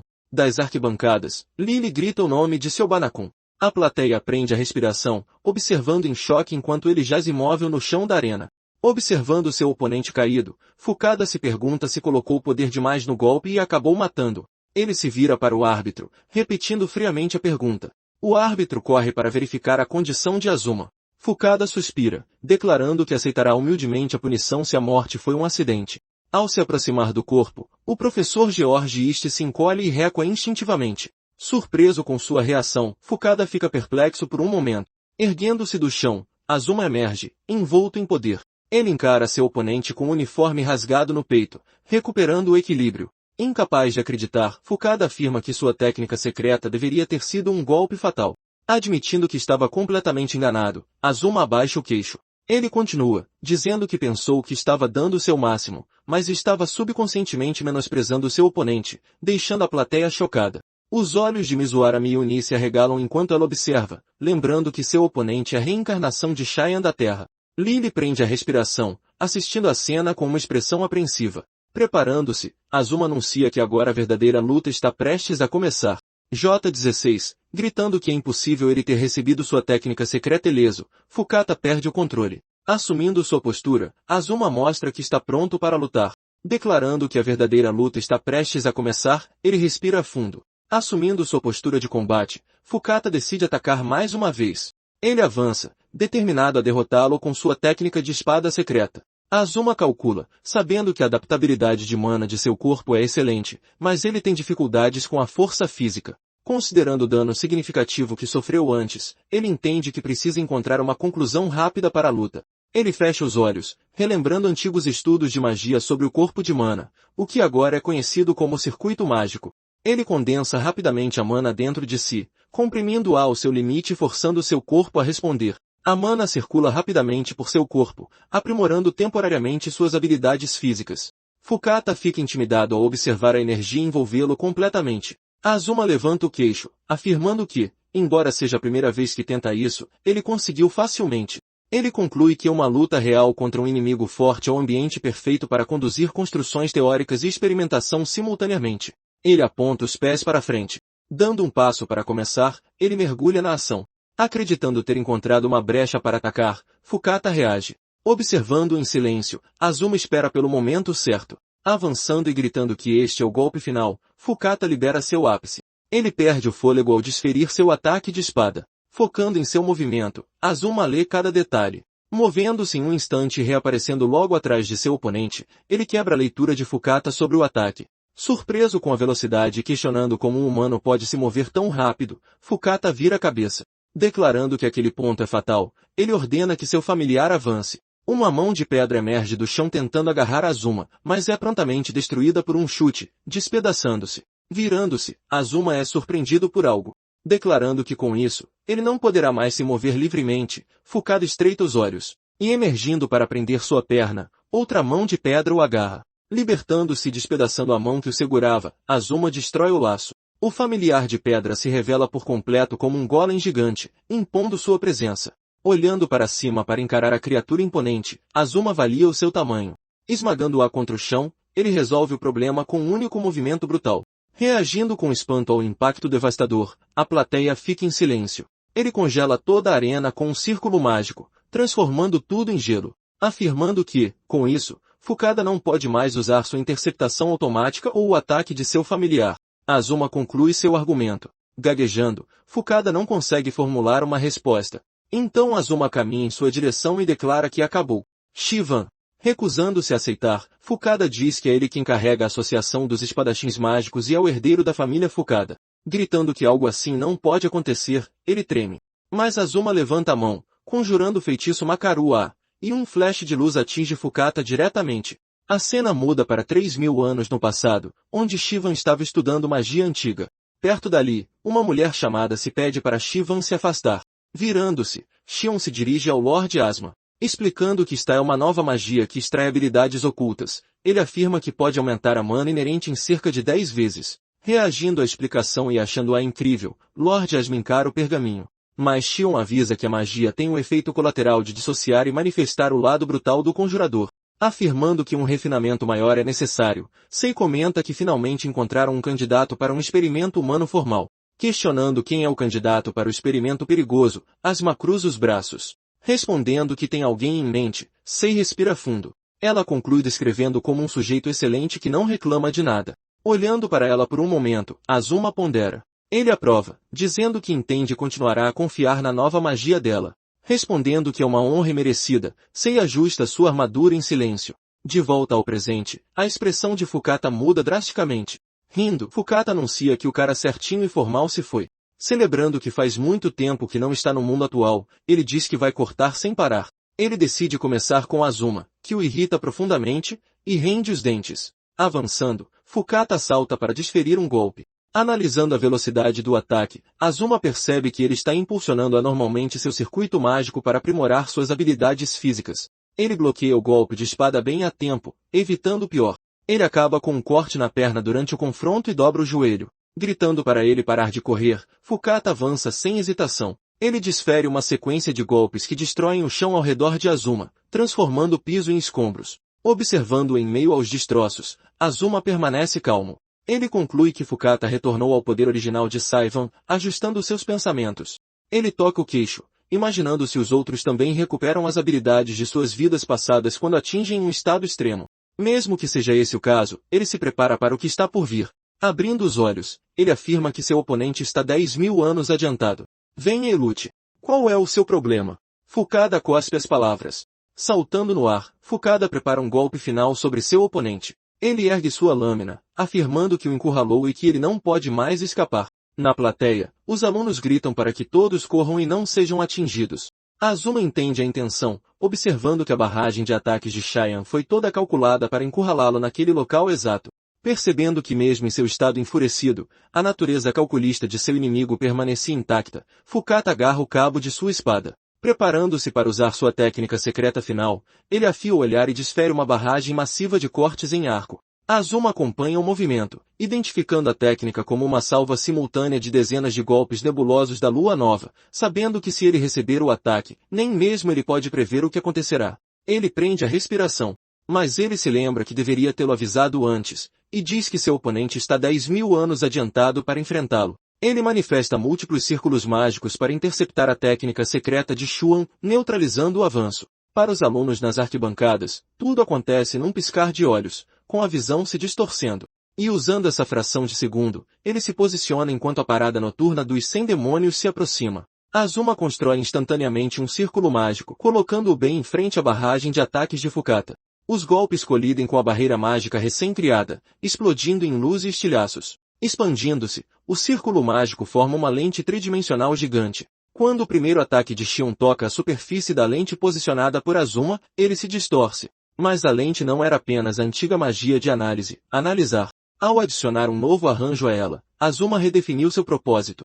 Em vez de analisar automaticamente o alvo, ela transmitia a informação bruta exposta diretamente para ele. Realizando uma análise em alta velocidade usando a função computacional de seu cérebro, ele processa tudo a uma velocidade de transferência próxima à da luz. Não importa quão rápidos fossem os flashes da espada, eles não poderiam superar a velocidade da luz. Submetido à análise e computação no cérebro de Azuma, o vasto aglomerado de informações mágicas não processadas se reorganiza, e o tempo que ele levou para concluir todo o processamento foi de meros 0,1 segundos. Ele simplesmente espera em meio ao bombardeio de ataques, sem nem piscar.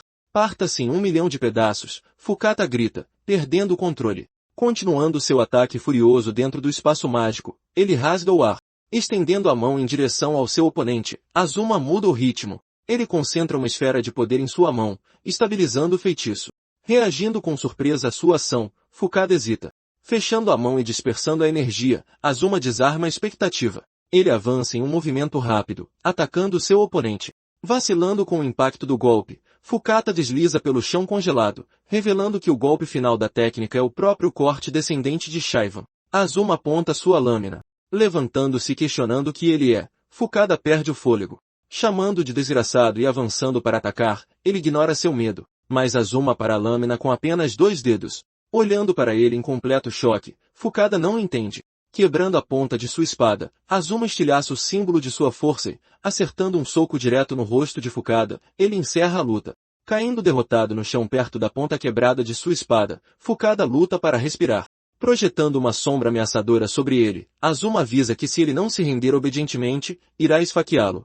Entrando em pânico e percebendo que está prestes a ser morto, Fukata treme. Com sua espada quebrada no chão, ele finalmente se rende. A multidão vai à loucura, celebrando a vitória. Azuma pergunta a Fukata se ele aprendeu seu lugar. Caída e quebrada no chão da arena, a espada de Fukata não responde mais. Derrotado, ele finalmente se rende.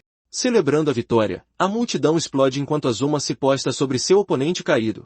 Perguntando a Fukata se ele aprendeu seu lugar, Azuma mantém os olhos fixos nele. Ainda no chão, Fukata pede para fazer uma pergunta, e Azuma permite que ele prossiga. Questionando como foi possível prever o vasto número de trajetórias da parada noturna dos 100 demônios, ele ofega por ar. Afirmando que é impossível para um cérebro humano realizar tal feito, Fukata estreita os olhos. Perguntando se ele sabe sobre o computador quântico da academia, Azuma muda seu tom. explicando que aplicou o princípio da calculadora ao seu próprio cérebro impulsionado por mana e conseguiu replicá-lo. Ele cruza os braços, reagindo com incredulidade e repetindo que ele reproduziu os cálculos de um computador quântico em seu cérebro. Fukada tenta entender. Confirmando isso, Azuma comenta que o conceito de ciência é bastante útil e compatível com sua magia antiga, revelando que a razão pela qual conseguiu desenvolver essa contramedida foi graças à sua nova amiga. Ele fecha os olhos. Em uma lembrança, Lily o avisa que Shion tem uma personalidade alternativa agressiva que ele precisaria derrotar. Colocando-o em alerta, a informação muda seu foco, gritando que é absurdo e impossível, que não há como um mago como ele existir. Fukada vacila. Vendo Azuma em seu próprio reflexo, Fukada percebe a diferença. Afirmando que não é um mero mago, Azuma se corrige. Declarando que é um grande mago, ele finaliza. Celebrando euforicamente o resultado da luta, a multidão de estudantes estremece o coliseu. Celebrando a vitória, Lily grita, enquanto Tennoji Kiryu parece irritado e Mizuhara Miyune observa pensativamente. Continuando a observar em meio à celebração da multidão, Mizuhara permanece em silêncio. De um corredor, Aizei observa a cena e então sorri, pulsando com os aplausos da multidão após o fim dos duelos. A arena inteira irradia energia. Espalhando-se rapidamente, a notícia conta como o garoto sem atributos derrotou o presidente da Federação de Clubes em um duelo mágico com um final chocante. Um anúncio percorre o campus informando a todos que a classificação do estudante Azuma Shiobana saltou para a classe A, 23º lugar. Interagindo com a tela para ver os detalhes de sua nova classificação, ele abre a lista. As vantagens da classe A se destacam, incluindo uma pontuação de recomendação mais alta, o direito de concorrer à eleição do conselho e a personalização do currículo. Sorrindo ao ver a autorização expandida para usar a sala de análise de magia, Azuma declara que seu objetivo foi alcançado. Com isso, ele não precisará mais solicitar o uso da sala todos os dias e poderá garantir tempo de processamento no computador quântico. Afirmando que a estrutura teórica para a magia híbrida já está completa, ele observa que só precisa projetar o círculo mágico para garantir sua reprodutibilidade.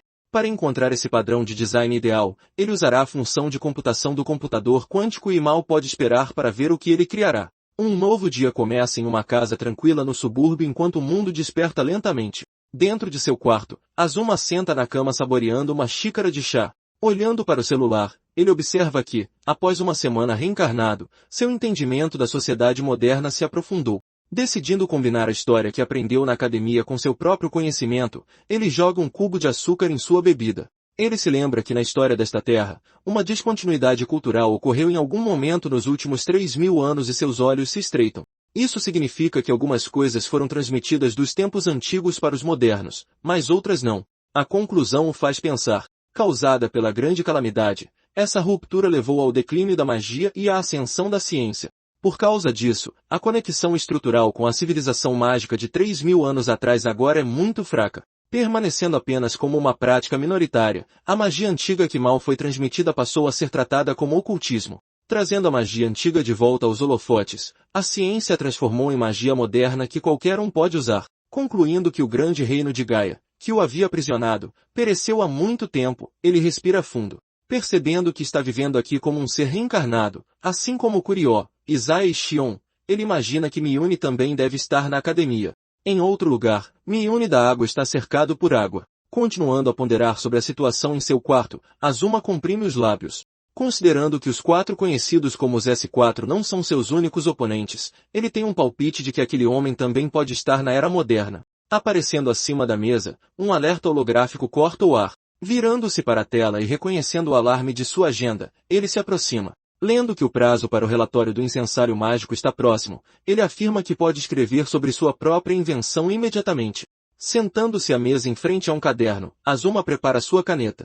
Abrindo o caderno, ele não consegue ler o conteúdo rabiscado e decide usar magia para apagar apenas a tinta da superfície. Saindo do papel, a tinta escura começa a desaparecer. Olhando para o texto agora legível, ele respira lentamente. Revelada na página está uma lista de coisas que Azuma queria fazer na vida. Depois de ler a primeira parte, ele acha a lista do jovem interessante. Continuando a ler, os desejos falam de fazer amigos, encontrar sua família perdida e se tornar um herói que protege a todos.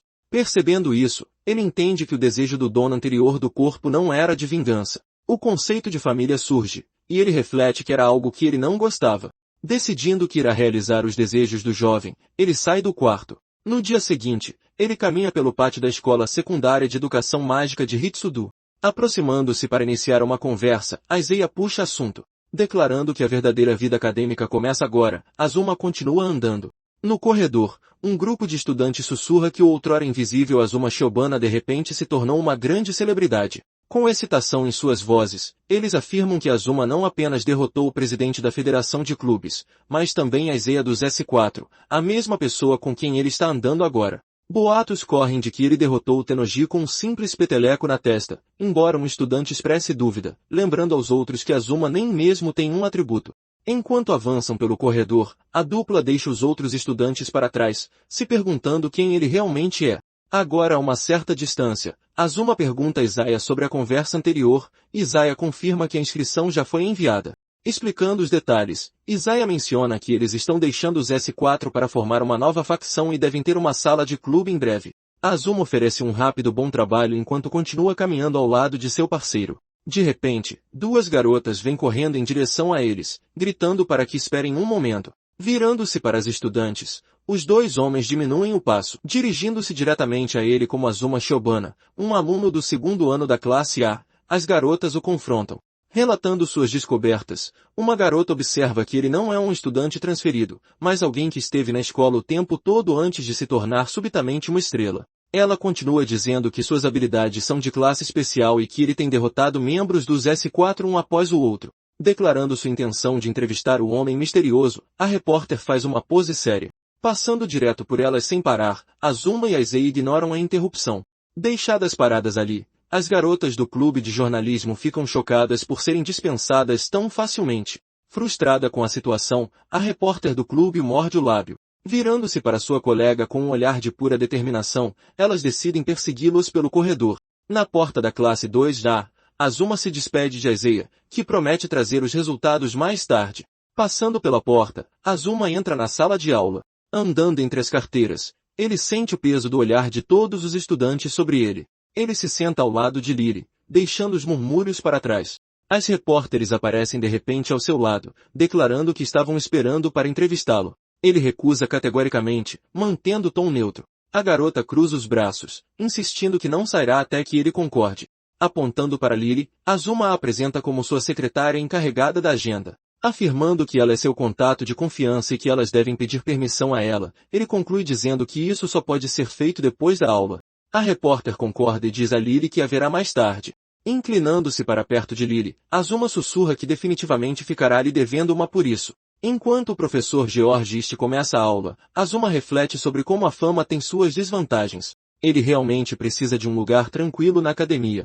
Lily olha para ele, pensando em como Shiobana está sempre contando com ela. Perdida em pensamentos, ela se pergunta se há alguém de quem ele gosta e que tipo de garota seria sua namorada. A cena muda para uma piscina onde a água está agitada. Durante a aula de natação, os estudantes estão espalhados pelas raias. Um nadador solitário corta a água com uma velocidade incrível. Executando uma virada perfeita na borda, ele impulsiona com força. Ele avança, seu corpo se movendo com uma força imensa.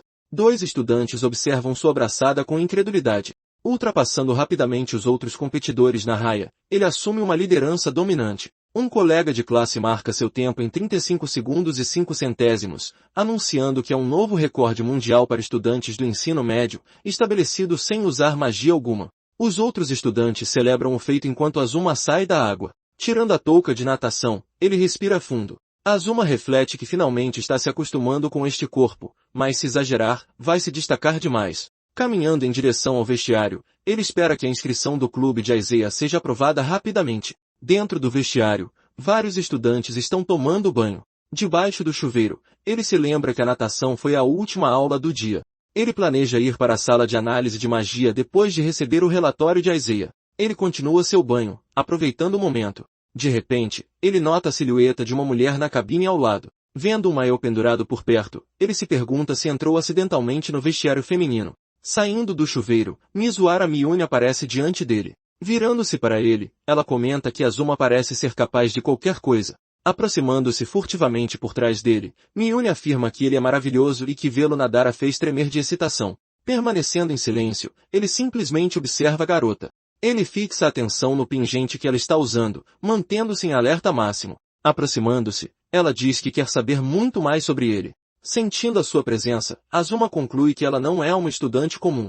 Miyuni se aproxima dele, dizendo que quer saber muito mais sobre ele. Sentindo a presença dela, Azuma percebe que ela não é uma estudante comum. Ele imediatamente avisa, observando que este é o vestiário masculino e que ela entrou no lugar errado. Miyuni simplesmente responde que, se é o vestiário masculino, então ela está exatamente no lugar certo. Questionando a situação, ele pergunta se ela não deveria sair antes que os outros rapazes a encontrem, mas Mion observa que não restou mais ninguém. Ela afirma que, aparentemente, agora são apenas os dois. Olhando ao redor, Azuma percebe que o vestiário está de fato vazio. Perguntando-se quando os outros saíram, ele nota que a água no chão começa a se comportar de forma estranha. Moon gira uma válvula em um cano e pergunta se pode ir para o lado dele. Uma barreira surge de repente entre os boxes do chuveiro. Percebendo que algo está errado, Azuma prende a respiração. Identificando um círculo mágico na água, ele se pergunta se é um ataque. Vendo a água subir ao redor de seus pés, ele conclui que a situação é perigosa. Enquanto Miyuni se aproxima dele no chuveiro, Azuma decide que precisa criar distância para analisar a situação e salta para longe. Determinado a sair, ele corre em direção à porta do vestiário. Chegando ao outro lado da sala, perto da saída, Azuma respira fundo. Ele tensiona o corpo, preparando-se para atravessar a sala correndo, mas Miyuni o repreende, dizendo que é maldade fugir tão de repente. Ela está sentada calmamente em um dos bancos do vestiário, com as pernas cruzadas. Azuma franze a testa, perguntando-se o que está acontecendo e como ela conseguiu alcançá-lo tão rápido. Ela então pergunta se é exatamente isso que ele está pensando. Encarando o silêncio, ele tenta entender a situação. Miyuni aparece de repente atrás dele e pergunta por que ele não está se trocando. Comentando que o corpo dele é muito estimulante, ela recua e menciona que também vai se vestir. Refletindo se ela usou magia de teletransporte, já que ele não sentiu nenhuma encantação, ele decide observar por enquanto. Abrindo seu armário para pegar suas roupas, Azuma mantém sua atenção dividida. Enquanto começa a se vestir, ele decide entrar no jogo dela para descobrir sua armadilha. Observando Mion enquanto ela se troca, ele mantém uma postura neutra. A toalha que ela estava usando escorrega e cai no chão. Ela então diz a ele para não ser tão cauteloso, explicando que se quisesse machucá-lo, poderia ter atacado a qualquer momento. Ouvindo atentamente, ele mantém os olhos fixos nela. Miyuni agarra seu pingente e diz que só queria que ele soubesse tudo sobre ela antes de tomar uma decisão. Calmamente, ele pergunta o que ela quer dizer com saber tudo. Mion fecha a porta do seu armário. Ambos estão agora totalmente vestidos. Virando-se para ele, ela menciona que ainda não se apresentou. Ela se apresenta como Miyuna Mizuhara, a única membro feminina dos S-Fury e a ídola da academia. De pé diante dela, Azuma apenas observa. Miyuna fica irritada com a falta de reação dele e exige que ele mostre alguma emoção. Reconhecendo-a, ele confirma que ela é de fato Mion da água. Refletindo sobre os movimentos dela, ele conclui que será perigoso se não conseguir descobrir seu segredo. Percebendo que a magia que Mion usou não era magia antiga, ele se pergunta se ela adquiriu na era moderna. Vendo sua expressão tensa, Mion decide explicar por que queria ficar a sós com ele. Observando-a de perto, ele espera que ela continue. Ela começa a listar várias criaturas, como louva a Deus, vagalumes, escorpiões e tubarões-baleia. Ainda ouvindo sem entender, Azuma inclina a cabeça. Milna explica que em muitas dessas espécies, a fêmea devora o macho, um sacrifício que alguns machos até aceitam voluntariamente. No entanto, ela afirma que não existem criaturas onde o macho devora a fêmea. Revelando seu desejo, ela diz que quer ser devorada por um macho forte e superior. A declaração pega Azuma de surpresa. Cercada por água, Miyuni esclarece que quer ser dominada por um homem poderoso que possa superá-la, um membro dos S-Fur. Virando-se para Azuma, ela diz que sente um cheiro poderoso de macho vindo dele. Ela nota que ele foi quem derrotou Kiryu, Aizeia e Shion.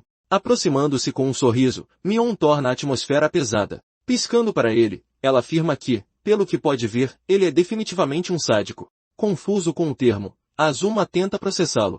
Mion então afirma que eles são uma combinação perfeita, já que ele pode ser o amante para a masoquista completa que ela é. Ela pede a ele que a deixe sentir sua força. Um corte rápido passa pelo rosto de Azuma. Questionando se a velocidade dela excede a de Fukata, ele rapidamente percebe que não é o caso. Concluindo que este ataque misterioso definitivamente tem um truque, ele estreita os olhos. Mune o desafia a não desapontá-la. Achando a situação interessante, ele decide que vai resolver este mistério. Azuma a chama pelo nome e declara que, para alguém como ela desafiá-lo, ainda é 10.000 anos cedo demais. Ele encara Mevun no vestiário. Os dois se observam em silêncio enquanto o tempo passa. Perto da sala da sauna, Mevun sorri para ele. De repente, múltiplos cortes aparecem no corpo de Azuma. Sangue espirra em seu uniforme e no chão. Mione propõe que, se ele conseguir derrotá-la, ela o deixará fazer o que quiser com ela. Mas ela o avisa que, se ele não conseguir sequer tocar nela, ele morrerá. Apontando para ele com um sorriso, Mion estreita os olhos. Oferecendo uma alternativa, ela diz para ele se ajoelhar. Ela afirma que quebrar um sádico como ele seria bastante emocionante. Olhando para o relógio na parede, Azuma calcula seu próximo movimento. Mione o pressiona a escolher entre a submissão ou ser fatiado em pedaços. Mais cortes surgem em seu corpo. Sangue jorra no chão do vestiário. Ela o provoca, dizendo que está desapontada e que ele tem medo demais para agir. Enquanto o sangue se espalha, Shoban Azuma permanece ferido, mas mantém os olhos fixos em sua oponente. Chamando por Mizuhara, ele respira fundo. Com um sorriso, Mizuhara Mione pergunta se ele está implorando por sua vida. Negando, Azuma declara que isso é uma afirmação. Ele nunca estará sob o comando dela. Ele acrescenta que não vai implorar por sua vida e que, para começar, ele nem gosta dela. A expressão de Mune muda. Azuma diz a ela que toda a sua conversa sobre machos fortes e dominação não o interessa nem um pouco. Ele acrescenta que não tem desejo de ter uma amante. Gesticulando em direção a ela, ele comenta que ela é 10.000 anos jovem demais para controlá-lo. Eles estão em escalas completamente diferentes e a força dele é avassaladora. Desafiando-o a virar o jogo, Mizuhara declara que um homem que não pode amá-la não tem razão para existir. Ela se lança em direção a ele. Algo se estilhaça sob o impacto do ataque.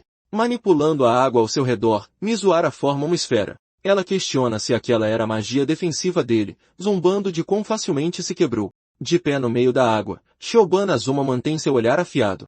Ela o chama de patético. Azuma é atingido em cheio por um novo ataque. Arremessado para trás, um sorriso se forma em seu rosto. Com os preparativos concluídos, ele afirma que tudo está pronto. Mione se pergunta o que está acontecendo, já que ele nem tentou revidar.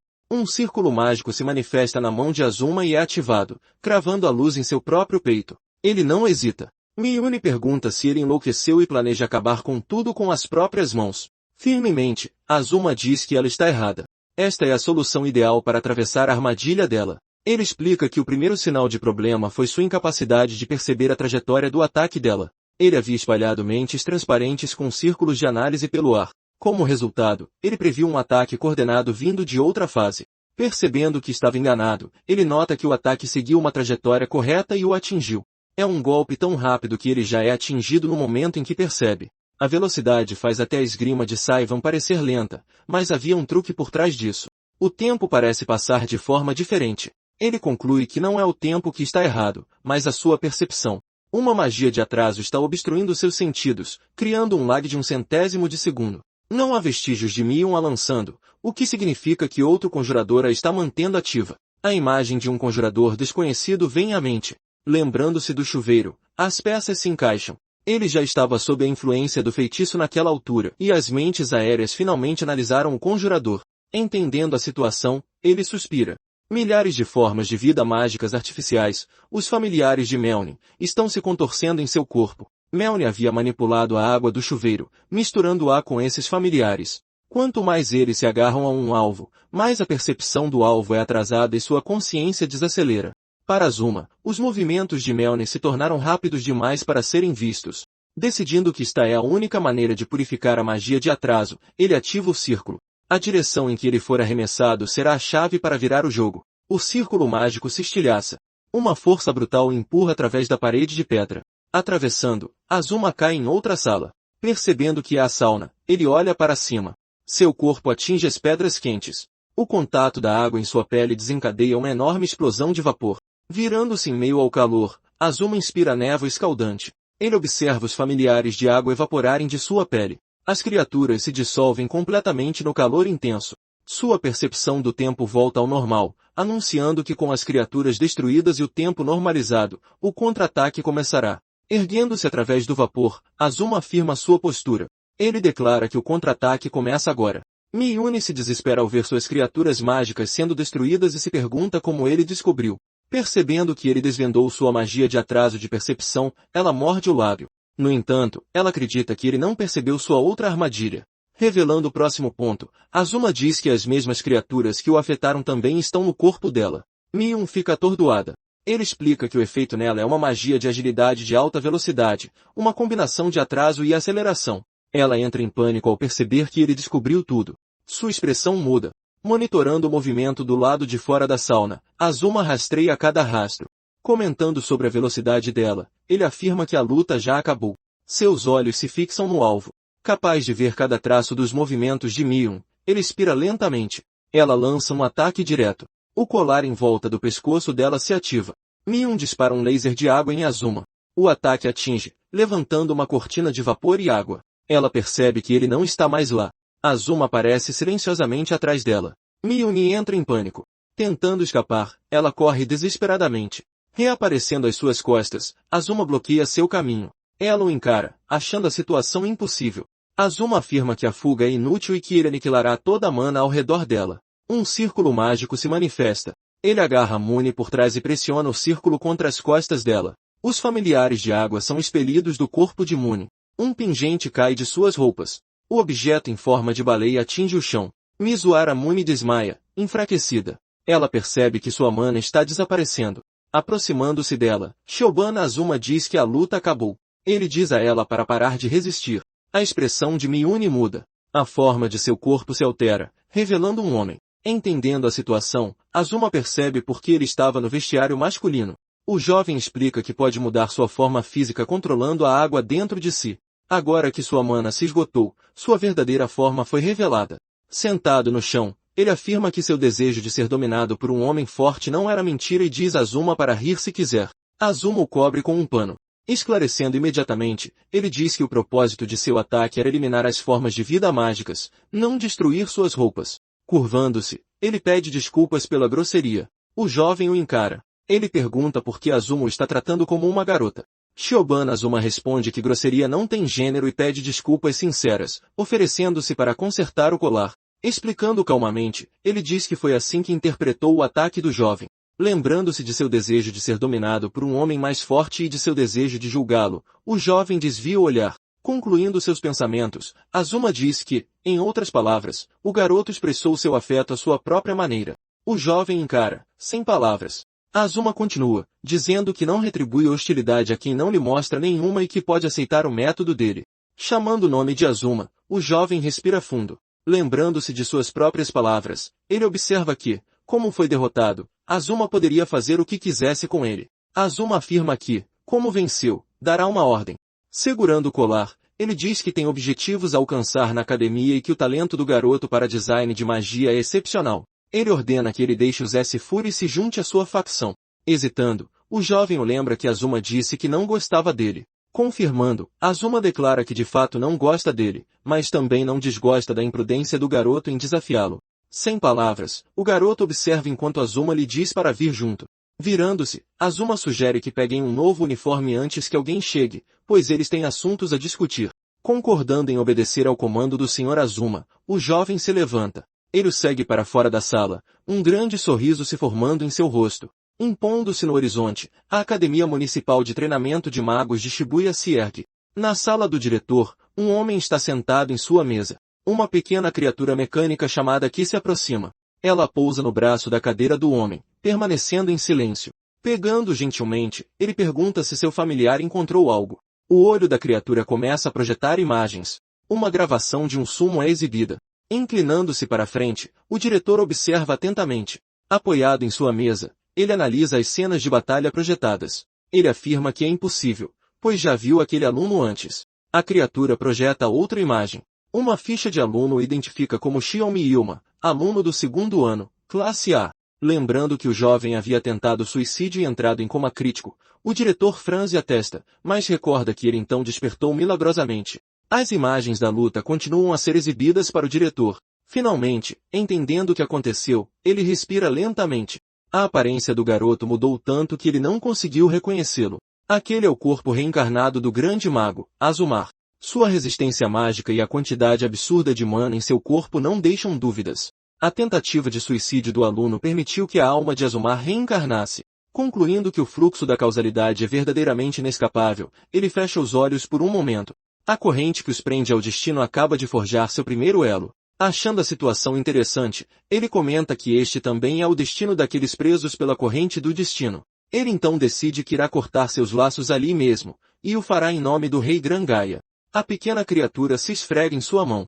Lembrando-se de algo, o diretor se levanta. Ele oferece ao seu familiar uma recompensa, uma pedra mágica de alta qualidade da corporação Tsumeragi. A criatura devora a pedra com satisfação.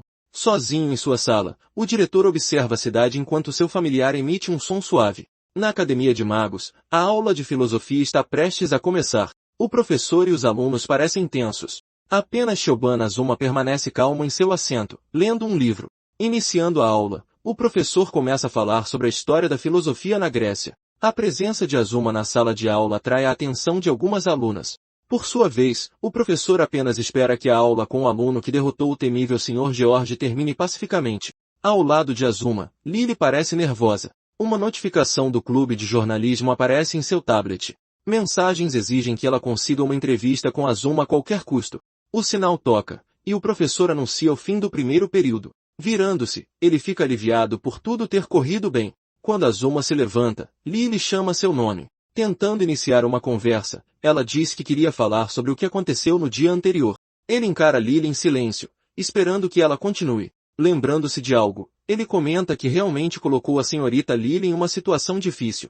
Relembrando os eventos recentes, ela diz que foi a única coisa que conseguiu pensar. Mas Shibana Azuma afirma que ela foi de grande ajuda. Ele então diz que não esqueceu sua promessa, deixando-a confusa. Referindo-se à promessa de retribuir, ele mantém seu tom neutro. Concordando com a afirmação dele, a garota respira fundo. Aproximando-se dela, Azuma diz que, de agora em diante, espera que eles possam se dar bem. Gaguejando uma confirmação, Lily tenta entender o que ele quer dizer. Virando-se, ele anuncia que está indo embora por hoje. Chamando para que ele espere, ela estende a mão, mas ele continua andando pelo corredor. Sozinho, Azuma se prepara para o que está por vir. Ele declara que este será o dia mais importante desde sua reencarnação. Hoje, ele concentrará toda a sua sabedoria e criará uma nova magia revolucionária que não existe neste mundo. Caminhando em direção a uma porta, Azuma encerra o pensamento. Hoje, Azuma usará toda a sua sabedoria. Ele criará uma nova magia revolucionária que não existe neste mundo. Então ele atravessa uma porta. Parando ao entrar na sala, Azuma olha para cima. Ele observa o que está à sua frente. Uma figura humanoide flutua diante dele. A figura abre seus olhos. Azuma encara de volta. Curvando-se, ele se desculpa pelo atraso. A criação se refere a Azuma como seu mestre. Comentando sobre o status do projeto, Azuma diz que já está operacional. Ele explica que inseriu sua sabedoria como parâmetros de programação para criar uma assistente de inteligência artificial totalmente autônoma. E embora tenha sido um projeto secundário para desenvolver nova magia, foi concluído surpreendentemente rápido. Tocando o rosto da inteligência artificial, Azuma testa sua estabilidade. A inteligência artificial abre os olhos e anuncia que os preparativos para a simulação estão concluídos. A inteligência artificial informa que, se a teoria da nova magia for colocada em uso prático, o experimento final será necessário. Afirmando que o computador de análise quântica pode reproduzir milhares de padrões na sala, Azuma cruza os braços. Ele então diz que isso é bom e ideal. A inteligência artificial sugere que comecem imediatamente. Curvando-se, ela concorda com as ordens de seu mestre. O tempo passa enquanto os dois trabalham em um console holográfico. Azuma cruza os braços analisando os dados. Ele reflete que tentou escrever um programa de assistente de inteligência artificial para entender a teoria da magia moderna, mas em vez disso criou algo de alto desempenho. Ele conclui que a ciência moderna não é ruim. E se ele continuamente lhe ensinar seu conhecimento, a inteligência artificial se tornará uma excelente assistente. E para o conhecimento geral sobre a academia, ele dependerá de Lily. A simulação do experimento final começa e Azuma aprova. Ele pede para analisar os dados do experimento em tempo real enquanto projeções holográficas realizam magia. A tela exibe um status de cálculo enquanto uma das projeções executa um feitiço. Os dois observam os resultados enquanto os cálculos continuam. A barra de cálculo progride e o sistema projeta um sanduíche e um café para Azuma. A inteligência artificial lhe oferece uma xícara de café. Shoban Azuma encara a inteligência artificial por um momento e depois sorri. O processo de cálculo continua por um longo período. Percebendo quanto tempo passou, ele comenta que seu status de aluno ranquea estendeu sua autoridade para usar a sala. A inteligência artificial o chama de mestre, e ele pergunta o que foi. Informando de que ele parece um pouco fadigado, ela recomenda 8 horas ou mais de sono e descanso. Cruzando os braços, Azuma questiona a afirmação. A inteligência artificial confirma, explicando que seus sinais vitais estão instáveis e o fluxo de mana em seu corpo está ligeiramente perturbado. Refletindo que tem lutado continuamente, ele reconhece que o rápido aumento e diminuição de sua mana são fatores contribuintes. Ele conclui que este mundo após a reencarnação é muito estimulante e que parece ter se empolgado completamente. Questionando sobre reencarnação, a inteligência artificial tenta entender, mas Azuma apenas diz que terá cuidado. Então ele agradece pelo aviso. Reagindo com surpresa, a inteligência artificial afirma que agradecimentos de alguém como ele são imerecidos, pois ela é apenas um agregado de código-fonte. Continuando, ela declara que não é um ser que mereça a gratidão de seu mestre. Discordando, Azuma garante a ela que sua rotina de pensamento é humana e que ele, como seu criador, pode atestar isso. Decidindo que, se ela é humana, precisa de um nome, ele faz uma pausa. Lembrando que a GPU dela é de fabricação alemã, ele decide usar o nome alemão para administrador, então a nomeia Val. Como seu criador, Azuma pergunta se ela aceitará o nome. Agradecendo, Val humildemente aceita o nome que lhe foi dado. Ela olha para seu mestre. Azuma afirma que a riqueza de suas emoções é a prova de que ela é humana. Val então sorri. O sistema continua o processo de cálculo. Informando que o cálculo será concluído em breve, ela relata que, até agora, o experimento virtual está prosseguindo sem erros. Concluindo que o uso prático da nova magia parece que vai funcionar, Azuma relaxa. Uma mensagem de emergência chega, e ele se pergunta quem poderia ser o remetente. O remetente é o diretor da academia. A mensagem o convoca para a sala do diretor imediatamente, e Azuma questiona seu significado. Refletindo que sua nova magia está quase completa, ele respira fundo. Ele conclui que não pode ignorar uma convocação direta daquele que governa toda a academia. Ordenando que Val continue a simulação como está, Azuma recebe sua confirmação. E se houver recursos excedentes, ele pede a ela para executar um código de programa para enviar materiais a um aluno chamado Aizei em seu nome. Val confirma que entendeu a instrução. Ela o informa que a sala do diretor fica no último andar do prédio central. Virando-se, Azuma sai da sala. O familiar do diretor o observa sair e começa a segui-lo. A criatura o segue de perto pelos corredores. Continuando seu caminho, Azuma não percebe que está sendo seguido. A cena nos leva de volta 3.000 anos ao reino de Gran Gaia. O local estava sendo atacado por criaturas voadoras com corpos espalhados por toda a parte. Um soldado se desespera, perguntando que tipo de coisas eram aquelas no céu. Seu parceiro diz que não são humanos nem monstros, talvez invasores desconhecidos. Então, uma poderosa figura encapuzada aparece na frente deles, flutuando no ar. O soldado grita que eles não podem recuar para proteger o povo do reino. Outra pessoa avisa que um ataque coordenado está chegando, pedindo para alertar o rei. Mas a garota responde que é inútil, pois já era tarde demais para isso. Nesse momento, um raio de energia gigante é disparado diretamente contra eles. Os dois olham para cima em pânico total, sem ter para onde fugir do ataque. Mas, de repente, Asmar aparece e se coloca na frente do golpe. O inimigo encapuzado fica surpreso, sem entender o que acabou de acontecer. Asmar então destrói a defesa do inimigo com um poder de cristal. Ele aparece em meio aos escombros, encarando os invasores com determinação. Lá no alto, as outras criaturas demonstram confusão com essa reviravolta. Sem perder tempo, o herói invoca um círculo mágico. Ele avança, quebrando as barreiras mágicas do inimigo uma a uma. Com um olhar confiante, ele prepara um feitiço de gelo gigante e muito poderoso. Então, ele usa sua magia para se defender do ataque de um monstro. A luz do sol brilha novamente enquanto ele permanece vitorioso no campo de batalha. Os dois soldados que ele salvou olham para ele, completamente aliviados e impressionados. A mulher o reconhece, chamando de o grande arquimago Lord Asmar. Asmar então ordena aos três que relatem a situação ao Senado imediatamente. Mas logo depois, seu olhar se enche de tristeza e profundo arrependimento. Ele lamenta não ter conseguido evitar o sacrifício de tantos guerreiros promissores. Um de seus companheiros o chama, e ele se vira com uma expressão sombria. Nesse momento, seus 4 subordinados chegam para se juntar à batalha ao lado dele. Um deles, Curió, lamenta que não conseguiram chegar a tempo em outro distrito. Isaia, o usuário do vento, tenta animá-los, dizendo que pelo menos eles eliminaram os invasores. Miuna, a usuária da água, se pergunta o que são essas criaturas, pois não as reconhece. Shaivan, a usuária da terra, diz que eles apareceram do nada, como se fossem de outro mundo. Com isso, Asmar ordena a todos que fiquem alertas contra esses invasores misteriosos. De longe, uma figura poderosa observa a cena, achando-a uma exibição impressionante. Asmar então se vira bruscamente, percebendo que um grupo de pessoas está se aproximando. Não é ninguém menos que o governante do reino, Melchior, que o elogia como um arquimago. Imediatamente, Asmar e seu esquadrão se ajoelham diante do rei de Gran Gaia. O rei diz que está tudo bem e pede que se levantem. Preocupado, Asmar avisa que o local é perigoso, pedindo ao rei que retorne ao palácio. Mas o governante responde que sabe, mostrando que não se importa com o risco.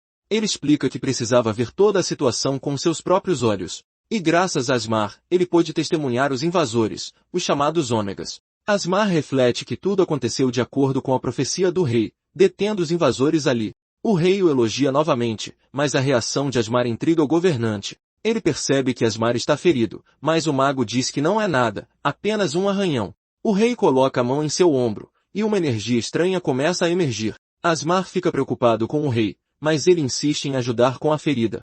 O rei então explica que não possui poder mágico, mas sim o dom de guiar seu povo. Afirma que sua missão é proteger o povo de Grangaia, pois foi para isso que nasceu. Ele conta a lenda do cajado mágico e do livro da sabedoria.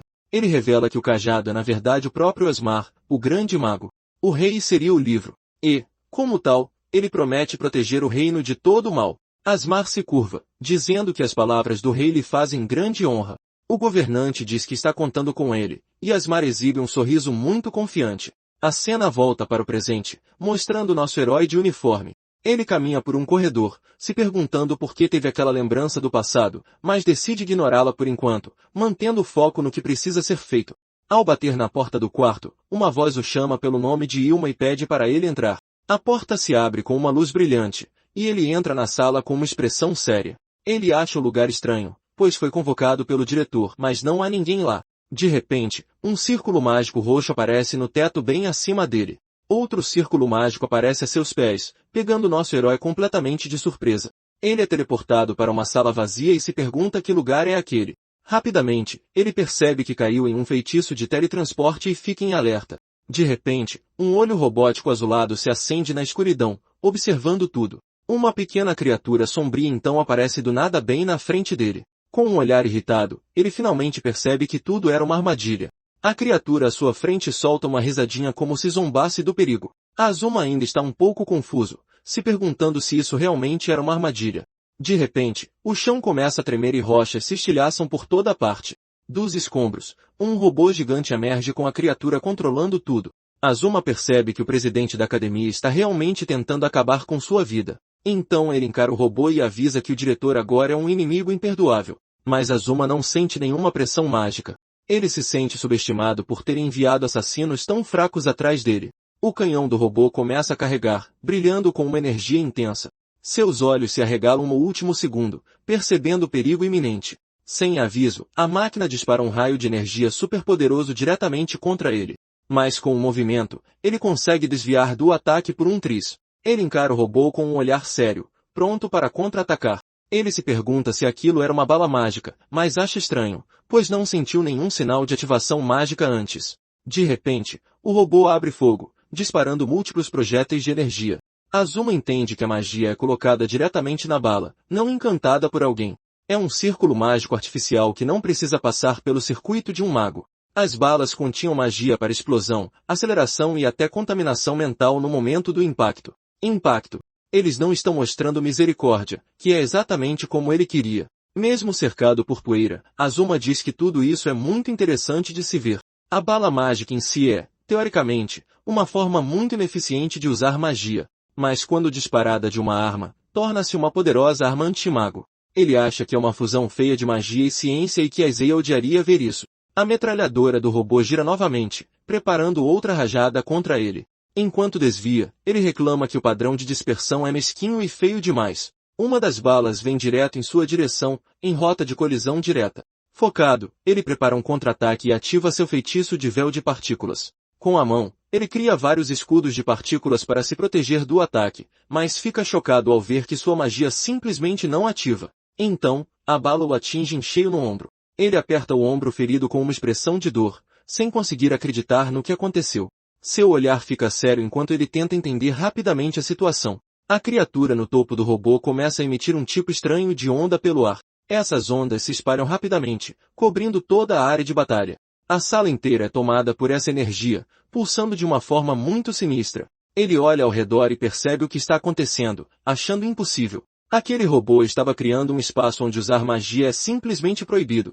Ele entende que é por isso que o assassino era uma forma de vida artificial. Afinal, ataques que não dependem de magia funcionam perfeitamente neste espaço. Azuma admite que o diretor é um grande estrategista, reconhecendo sua astúcia. Mas para proibir o espaço, ele teria que ter previsto que Azuma usaria magia de aniquilação. Azuma então se pergunta se o diretor de alguma forma sabe sobre sua vida passada. Sem tempo para pensar, o robô ataca novamente com uma chuva de balas mágicas. Azuma se defende com os braços, suportando o impacto com dificuldade.